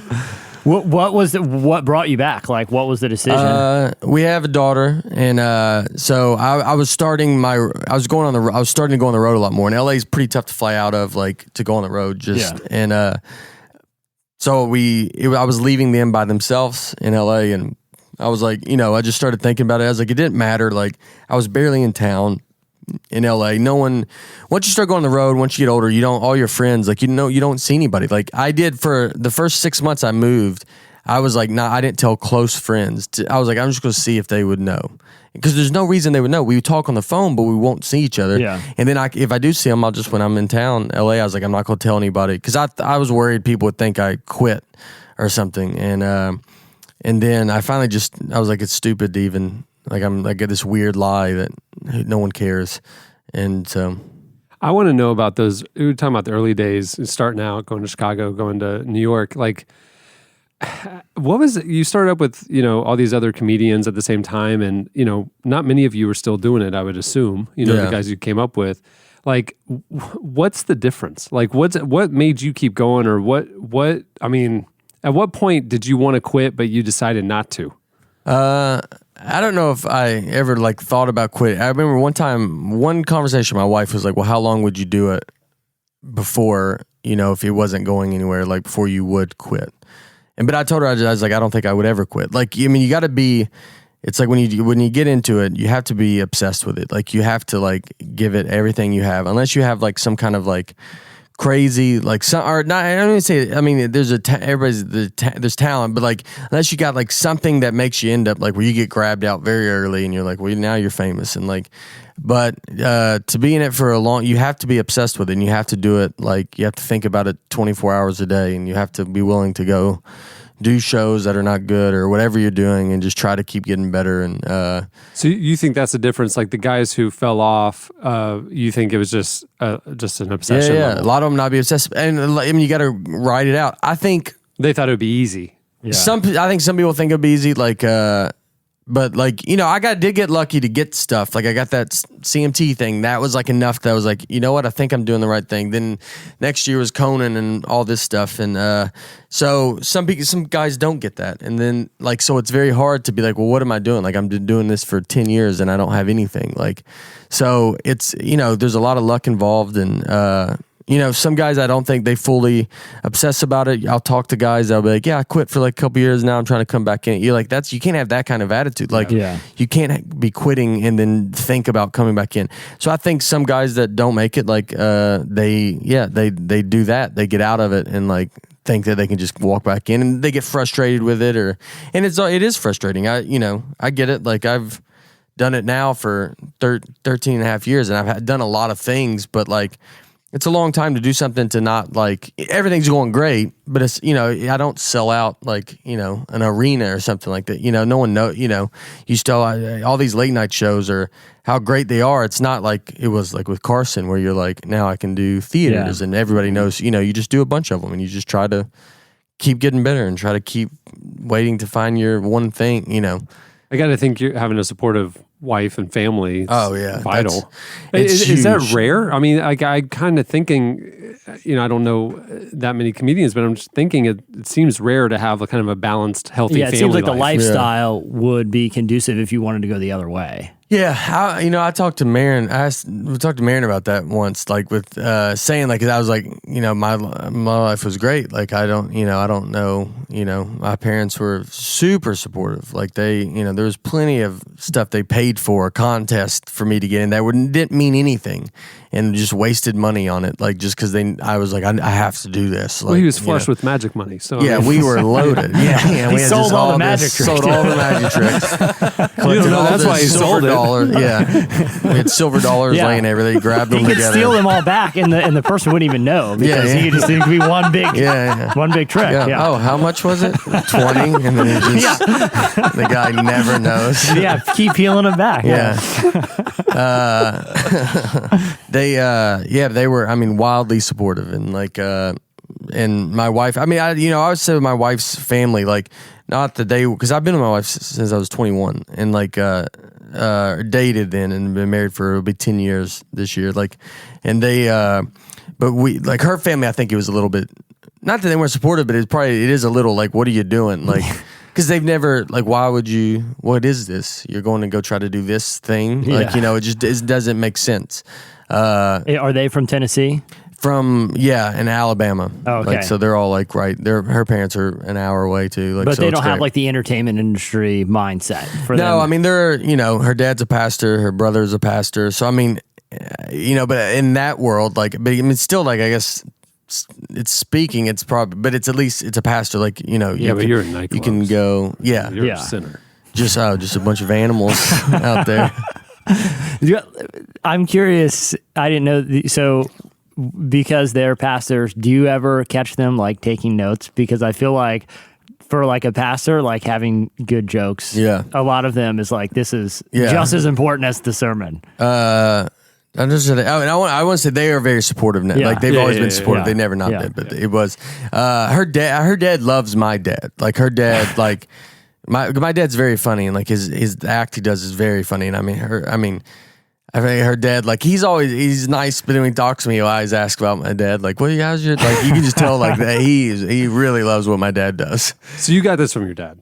Oh yeah. My mom's funny. I mean, everybody's funny. Like, but yeah, I mean, I got like, I guess like doing this, like you have to, I would think, it's comes from that, like somehow, like, Were you ever tempted to do just because you grew up with it, but like the magic stuff, or was that? Stop being obsessed with magic. I'm He's just obsessed. I'm not obsessed with magic. I'm just saying. You are obsessed with magic. Here's my thing, man. Magic is poised for a big comeback here. Yeah. I mean, like you saw the street magic stuff. We were on the verge. We were right on the verge culturally. And people still were like, I don't know. They didn't trust it. They didn't try. I don't blame them. I don't blame them. I get it. Or did you just know you want to be in like entertainment in general? Magic was like, I think it's like when you grow up around it, like you just, it never meant the same to me. Like, so I'm not like, I'm still like, when I see him, like I'll forget how good he is. And then I'll see him do something. And now that I don't see his stuff, I would see it every day. Like he would practice on us and like. So you knew how the tricks were done. I always say I can't do magic, but I can ruin it for you. Like, so that's my. So you're the really fun guy. I'm the fun guy that's like, dude, he's got. Don't take him to the movies. 2 coins. He's got 2 coins over there. He's not really selling you those magic tricks. Yeah. It's not. That rabbit's been there the whole time. You think you just pulled the rabbit? The rabbit. Yeah. You think it just materialized? No, trust me, it's in there.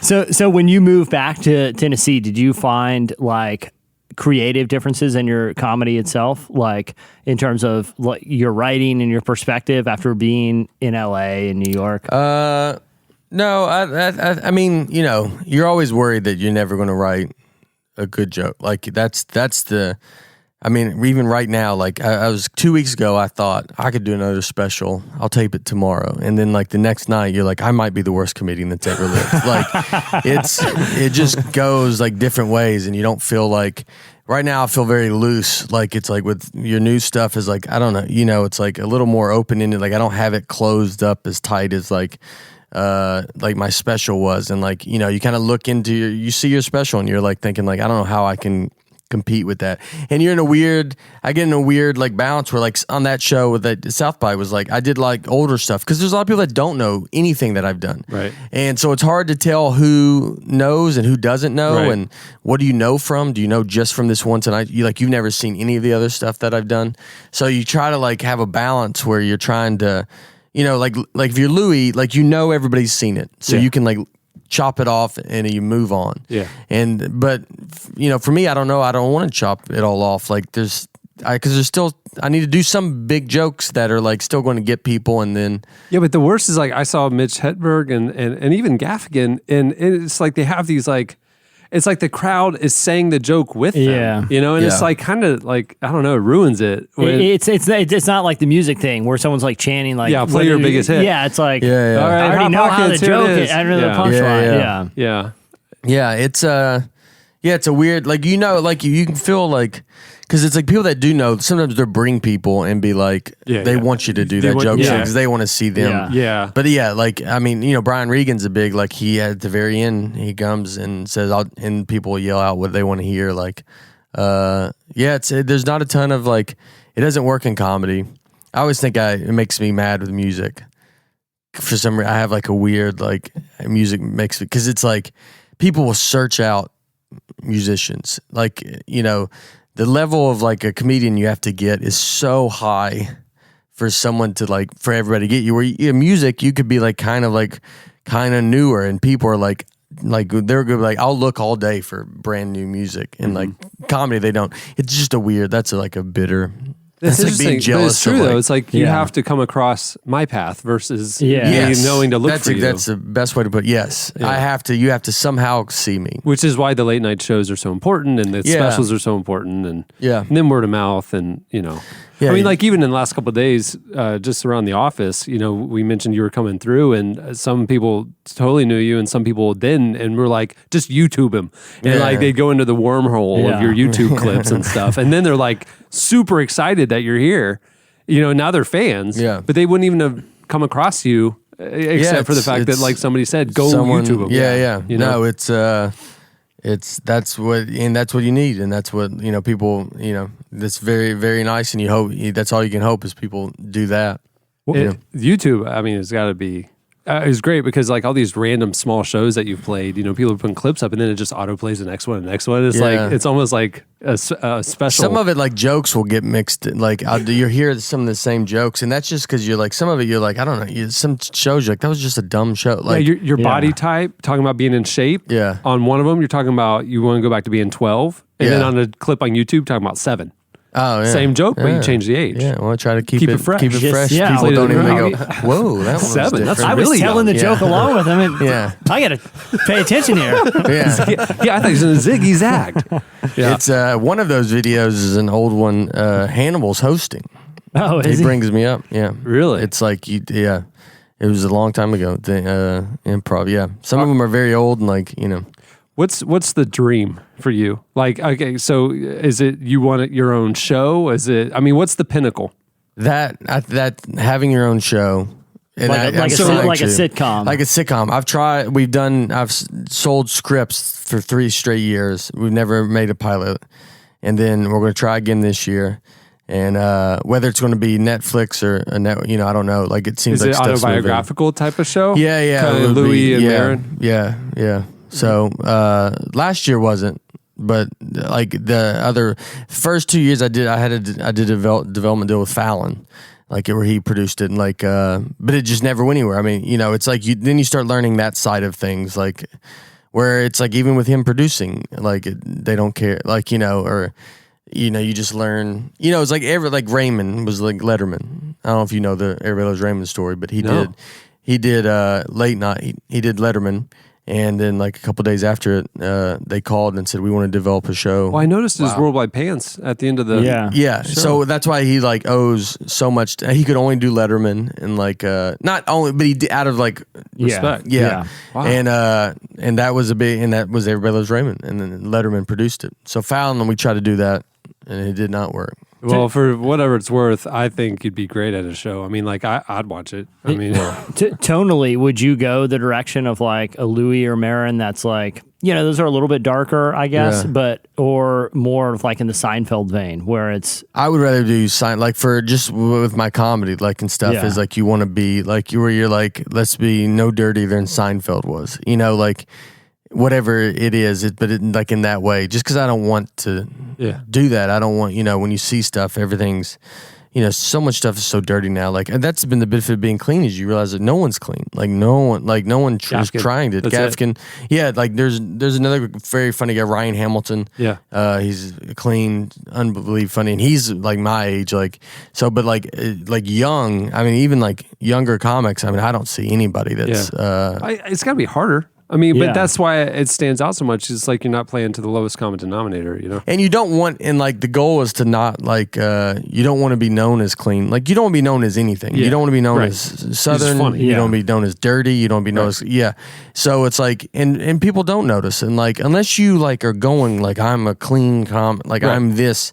Like no one notices, and that's all you want. I think it only stood out to us that night, the first night I saw you, was because you were after Apatow and Robert Klein, and it was just like the contrast was so stark. Yeah. And I didn't even really know. I didn't notice until we started looking up more of your stuff. You know, it's like and that's the best. Like you were always just funny. you like when someone comes up and they're like, oh, I didn't even know you were clean. Like, and you're like, that's great. But I know people come for that reason too. Like, really? I didn't know. Well, I know people now come because like when I go out, like I know they the same way they like go to Regan or Gaffigan, they like that they can go and it's like safe. And I always say I have like comics will tell their parents to come watch me. Like I always say I'm a comics parents comic. Like every time I go on the road, like they can't go watch their own son, but they're like, go watch Nate. It's fine and safe. Like you're not gonna have like we talked about one week on here, like the Titanic moment, like where you're watching Titanic with your parents. You're like, oh gosh, They're not. They don't have to worry about that. No, exactly. So doing a show. That would be the pinnacle.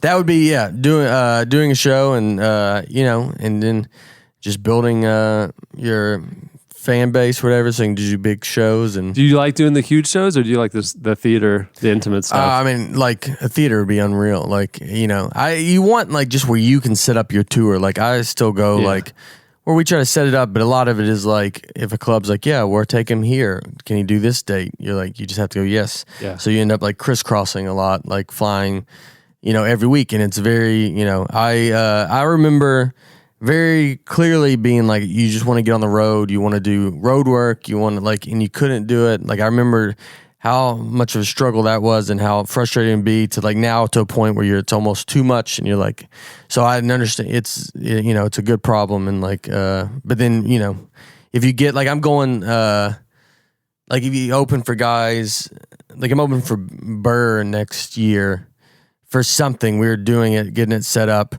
and he just I remember he was like, oh yeah, we'll go do that. He just texts his agent, he's like, yeah, I want to go here this day. And it's like, they're like, all right. But it's like the Gaff can do that. When you're big, you can go, I want to go to Oklahoma tomorrow. Yeah. And I'm going to go do a show. And then they just and then you go just do a show. I would think the best, as a comic, the best crowd would be a theater, kind of like when you guys do your specials, as opposed to the Dane Cook Arena thing, which just seems terrible to me. Yeah. It seemed, I think you would do it, I think a lot of people do it, you just want to say you did it. I mean, if you to sell out the Garden, I mean, even the way they did that, I mean, Dane did it in the round, which is much different than doing it the way everybody else does it, because you have to block off seats where he actually didn't block off. Yeah. I mean, Kevin Hart, with him selling that stuff, it's unbelievable. And those acts are much better for that. That's true. Because they're very animated. Yeah, they're very they can move around where mine would, Yeah, I don't know how the Garden would receive you talking about swimming up to your wife's or just the energy. You ever do this kind of things? And the Garden, everybody's like, I don't know. This doesn't work in this venue. Somebody yells that out at me. I'm like, guys. I can't hear you. You're too far up there. You're behind me in the round, way up there. What's the worst show you've ever played? I mean, you probably got a bunch to choose from, right? It's so many. I mean, so many of them are just you're newer and when you're starting out. I mean, you're in the back of a Fridays, and it's loud. I mean, I've had I did comedy once, and where the stage was there's a bar, a U-shaped bar. I'm trying to design it so people listening can picture it. U-shaped bar, and the stage was behind it. So it was the bartenders would walk around you, so they would be at your feet, but there was a wine rack above you. So when you would stand up straight, your head would get cut off. No one could see it, so you're just doing your. So you'd be doing your act, and people would just see the middle part of your body. Yeah, they would see your torso, and they're like, I guess this guy's. And you're kind of looking through the wine racks, kind of at people, and you'd have to tell your jokes kind of bent down. And moving bottles of wine to engage. This is another comedy for this venue. Yeah. I've done it in the round too, and that's kind of weird. Yeah, at the Phoenix is big. I did the charity Phoenix one. I did a charity show, and they had it there. That's Louis did there. Carlin Louis had a shot special his there. special there. Yeah, and it was pretty. The one I just did was it was from my dad's on that show. There's a lot of magicians, comedians, and they had Foxworthy was the headliner. And they had 6 acts, and then they would do an auction in the middle, and the auction just takes forever, and people get so mad because the auction just going, but it's kind of it's a good thing, but it's one of those some people are well, when's Foxworthy coming out, and it takes an hour for this auction. Then they bring these guys out to a very nice thing they were doing. These guys give cars to vets that don't have the money to get into the car, and the car breaks down, they got to get to work and all this stuff. And so these guys, then they're all right, let's bring these guys up, let them explain what they do. I mean, people are at this point kind of being all right, man, this is way too much. So when the vet's explaining his story. Well, it was just the guys that ran the charity. Oh, okay. So then they're well, we'll be brief. Anytime someone says they'll be brief, they're never going to be brief. Growing up in the church, I think we all. Last point. You're this is Lord, last point is the start of pretty much. Is it one more acronym after? Yeah, it's point 10. Exactly. Yeah. And he goes and they talk forever. Then they bring a guy. Then they bring a vet out. They give him a car. Everybody, it's an amazing moment, just standing ovation. And immediately it was all right, everybody, Nate Bargatze. And then And then I just had to walk out. Got 7 minutes, and then you're just like, well, this is not going to be as fun as anything I said. Like, I'm like, this guy has real problems. He like didn't have. He like lost his feet. He didn't have feet or something. It was a real. And then I got to go out and be like, my wife's pretty. Like, she's on me right now. Like, who cares? Like, whatever dumb problem I'm about to talk about. I almost joined the Army when I was 18 just because they called. That was the only reason. I thought I got picked. I was like, oh, wow, this is an honor. Like, oh. I also signed up for a JCPenney credit card at 18 because they called, and I was like, man, this day is getting crazier and crazier. I would love it. I would love a credit card. I just got called for the Army. I'll go get some stuff. My mom had to go get me out of all of that. My mom had to call the Army and JCPenney in the same day. She was like, he's not doing any of this. He got to the phone quicker than he usually does, so... What's it like doing like the Tonight Show? Because you're saying it's not still Carson, but it's still like a big. Do you still get pretty psyched out? Yeah. It's not like you not get, anymore. You He's get mad nervous. at Fallon for dropping his development deal. Yeah. Well, that was not his fault, but it was. They didn't pick it up. But yeah, I could hate him. Just a little jaded. Yeah. I mean, it's like, well, it's different now than it used to be. Yeah, you could hard when I was younger and naive. It was fun. He. No, it's amazing, and that dude is like probably been the big. He's been the biggest thing for me. Even like getting those chances, but even being on the Tonight, it's like I've done it. I think the most out of anybody that's done it, and I get they let me. I can come back every whatever it is 6 to 9 months. Like really, you've done it more than anybody else. 4 since he's been on. Since he's been on. Wow. And yeah, and I had 2 late night. I had 2 I was the third one on. It was just Seinfeld, Hannibal, then me, and so that was probably the closest I felt to like the Carson because his ratings were so high. Yeah, because it just kind of started and I had a club that weekend, and so the first one Tonight Show I did. I mean, a lot of people came out, and you could you were like, oh, they saw this on the Tonight Show, you know, and so he's been.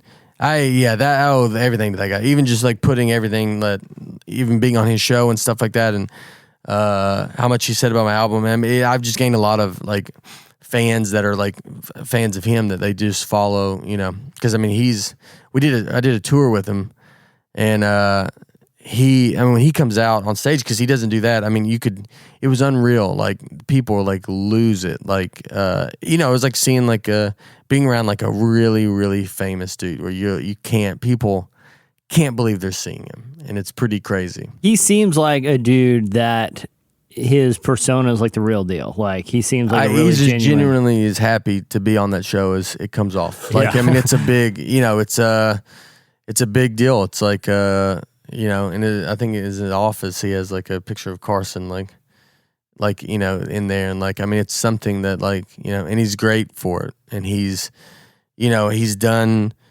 I mean, it's the biggest show. I mean, I do his show. I don't know if I'll do any. I don't want to say I won't ever do anything. I mean, Conan, Conan was the first one I ever did. I did 4 there.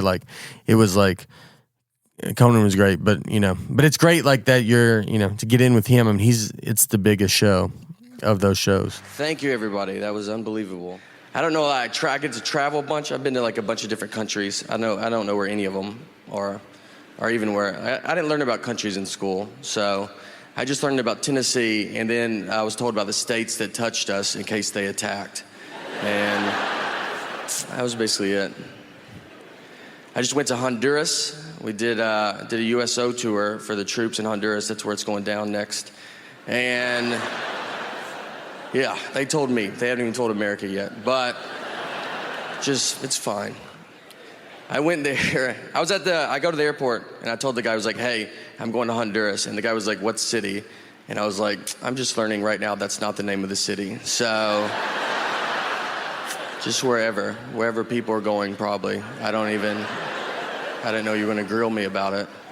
Is it awkward, the little thing that they say to you when they come up and shake your hand afterwards? Because Conan, you were on a Conan clip that I was watching, and he comes up afterwards, and you could catch it on the background of the mic, and he goes, like, I enjoyed that as he shook your hand or whatever. And it was like, that's just weird. Like to say, like, you don't have to say anything. It's such a crazy moment like that. You're like, I don't think it matters. Like you could be like, your shirt's red. Like, and you'd be like, yeah, thanks, man. Like, yeah, really, I thought about this shirt a lot. Like, you don't even, you're just kind of, it's like a blur. I did have like, when I did late night when he was in New York, which I was happy to get to do, like at least one. I didn't get to do Letterman or Leno, so I at least got to do one old school thing because Conan was on as long as Letterman and Leno. Like that's always like the funny, like he started like basically when they started. Yeah.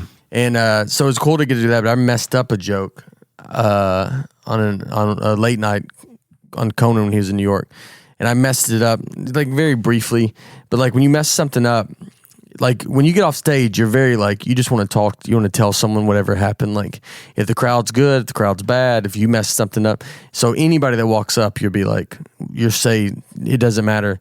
And I remember he walked over and he was like, that was a really good job. And I was like, I messed that joke up. I don't know if that's going to be a problem. And he just was like, what? And he's like, Nate Bargatze. Like, he's like, why does he care? He's like, the last person I should tell.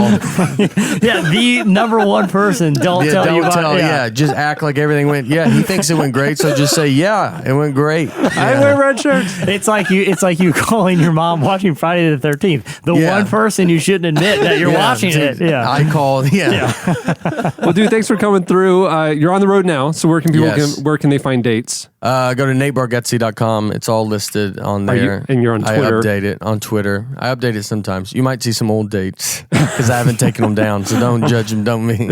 Don't show up. I like to let you know what you missed. You know, like I hope you come there and you go, oh, he's coming to my town. Oh, that was 6 months ago. He hasn't fixed his website. And like, no, I did it on purpose. Geocities.com. Yeah. Nate Bargatze. A little under construction. Yeah. It's all just, it's just a picture. Of a shovel. All right, well, thanks for coming through. Yeah, man.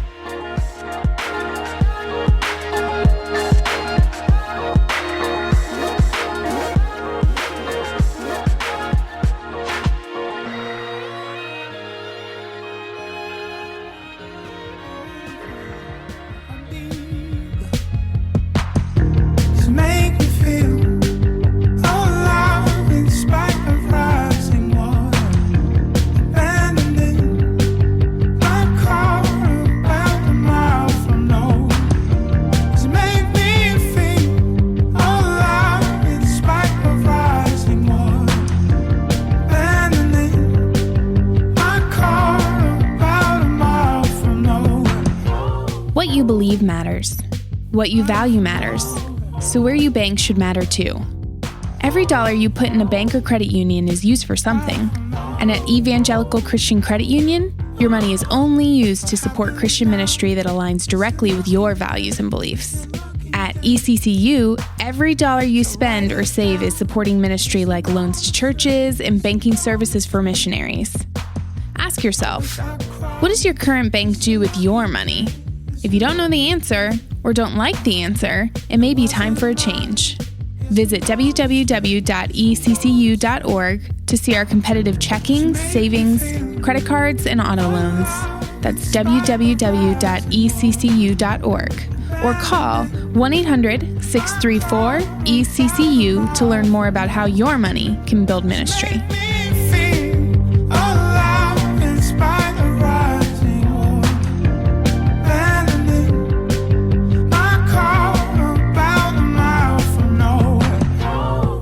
You're listening to James Vincent McMorrow. The song is Rising Water.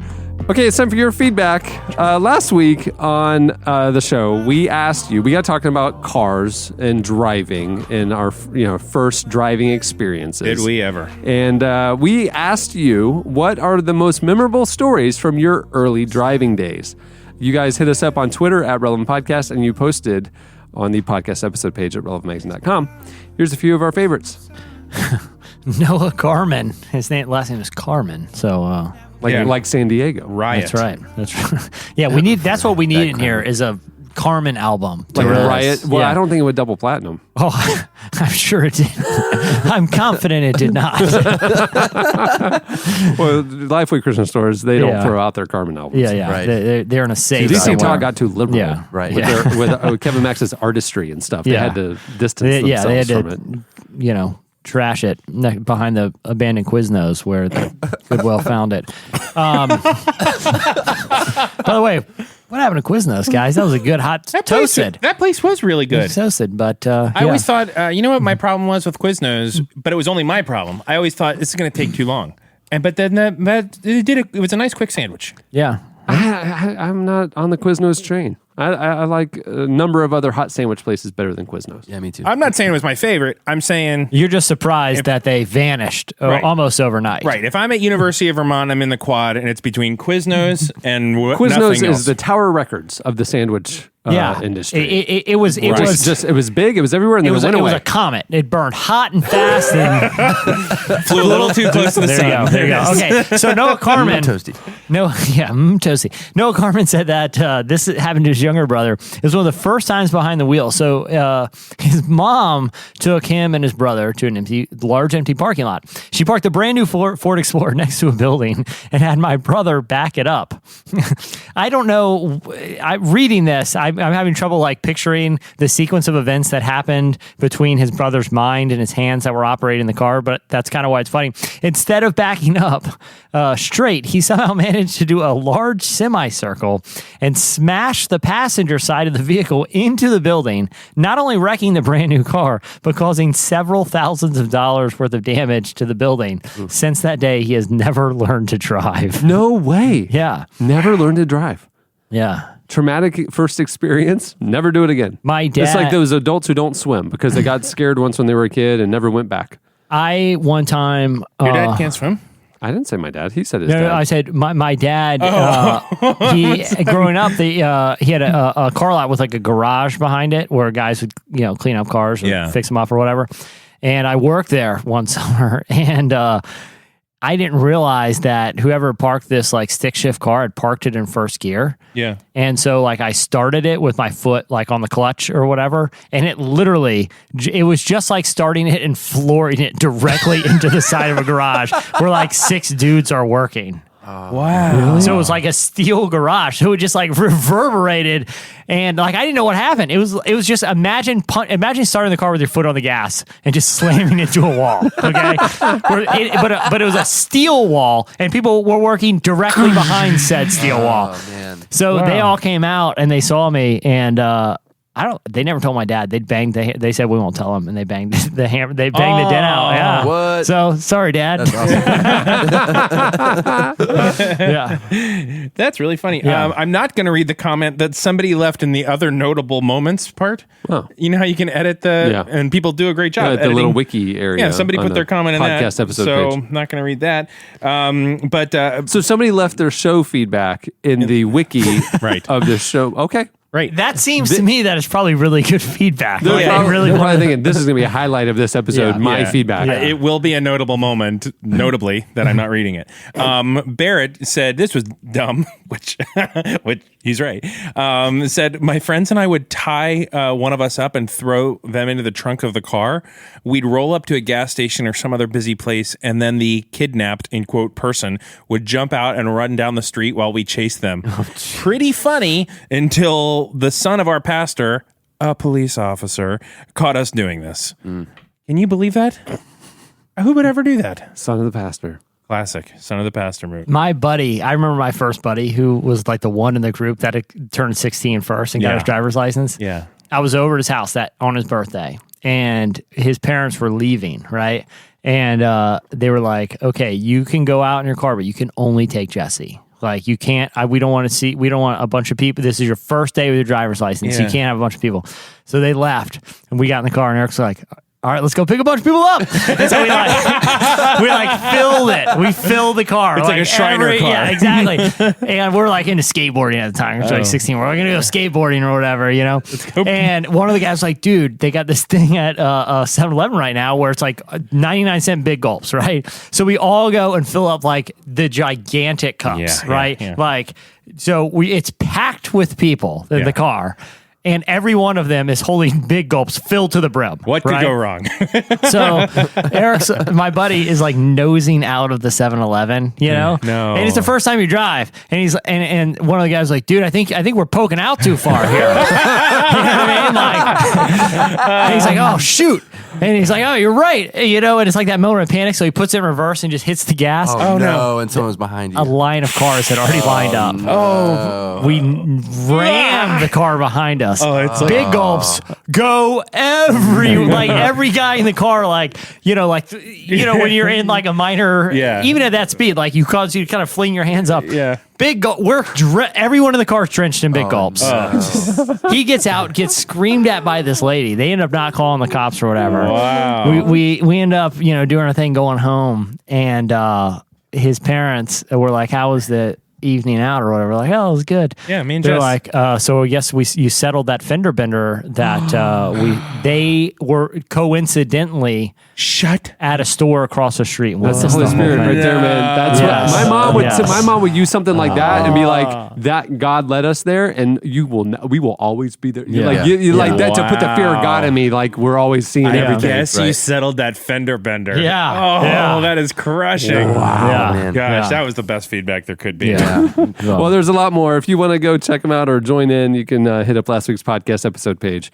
Okay, it's time for this week's Editorial question of the week. Hey. Well, it's officially the end of August, which means kind of like wherever you are, colleges are back in session and students are hitting the campuses again. Well, University of Vermont does not start till mid-December. They have a 2-week session. Everywhere but Vermont is back on campus, back in school. And it got us thinking about those awkward first days of the semester. Like you're moving into a new dorm, you've got the new roommate, new classes, new everything, And we just what it got us thinking about was like specifically the roommate situation. Mm-hmm. You're thrust into tight quarters with a complete stranger. It's a special kind of hell. Can I tell one real quick? Why wouldn't you? It's moving in freshman year. A bunch of guys didn't really know each other. We're freshmen, so we don't have any place. And still, like at the time, I was like 18. Still, the skateboarding thing. So we didn't have any. We didn't know what was cool to do. Stuck on that fad for a while, didn't you? Well, so they were like, "Hey, there's a skate park. Oh, maybe all these dudes these young guys on the wing can go." This is like very early in the semester. We go, and one of the guys is wearing like those gigantic like EDM rave Jinko pants with like 1,000 straps on them. You know what I'm talking? And he's wearing rollerblades. Oh God. We're there 5 minutes, and he hits this ramp at full rollerblade sprint speed. Oh, tell me. Something goes wrong with the pants. Tell me. He biffs it so hard and so high in the air. Like you just see pant, like crazy neon, like checkered denim pant just flying through the air. I love him. I mean, we're like, we just got there. Yeah. He had broken his arm. Oh no! Why is that funny? You're laughing at a man's pain. This is a freshman and you're dorm room? It's funny. I ended up. I was the only one. I stayed at the hospital with him for like 3 hours while I got a cast on it. Oh, such a nice what guy. a nice I know. person. I didn't want to leave him. I felt like a jerk. I mean, but he should have known rollerblades in those pants were not going to work out, especially hitting a ramp at that kind of speed. Did his personality fit the outfit once he hung out? For sure. He was that guy. But it also fit the mold of like you should not be going that fast on rollerblades, much less that fast toward a huge ramp. He's like, back home, I'm a rep at a roller rink. And where I watch one move and I'm like, clearly, dude, you've never even attempted a ramp before on those rollerblades. you did not know what you were doing. Yeah, so it was a little awkward. I mean, we didn't like hang out a lot after that. Not because of that, but just, If you're not a Jinko kind of guy. Yeah, well, it wasn't so much. I think it's when you survive like a traumatic experience with somebody, like within the week of meeting them, it's either going to go one or two ways. You're going to be the best friends or just like, that was a weird thing that happened. You know what I mean? We got to it kind of, So we kind of want to know your stories of the latter. Well, that was a weird thing that happened. Yeah. We want to know your memorable roommate or dorm or new campus kind of experience stories. Yeah. Hit us up on the podcast episode page at relevantmagazine.com where we're going to be posting pictures of all of our new stuff and our videos and all the stuff that happened this week. Mm-hmm. And or you can hit us up on Twitter at Relevant Podcast, and we will read our favorites on the show next week.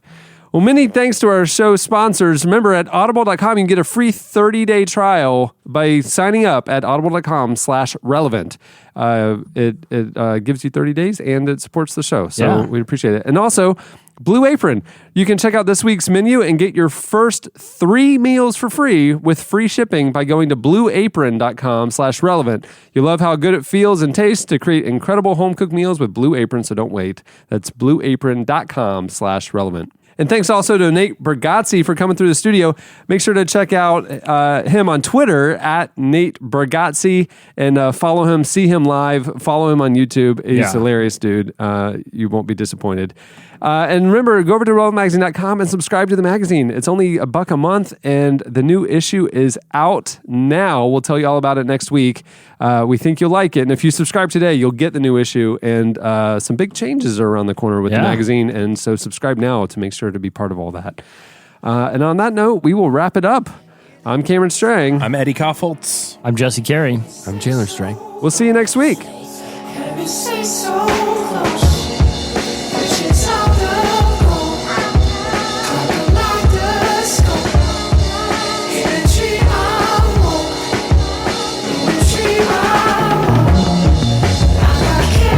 Thanks for listening to the Relevant Podcast. Connect with us on Twitter at Relevant Podcast and get bonus material from this episode and more at the podcast section on relevantmagazine.com. And don't forget to check the magazine out. It's available on newsstands and at the iTunes App Store, or you can subscribe online at relevantmagazine.com/subscribe.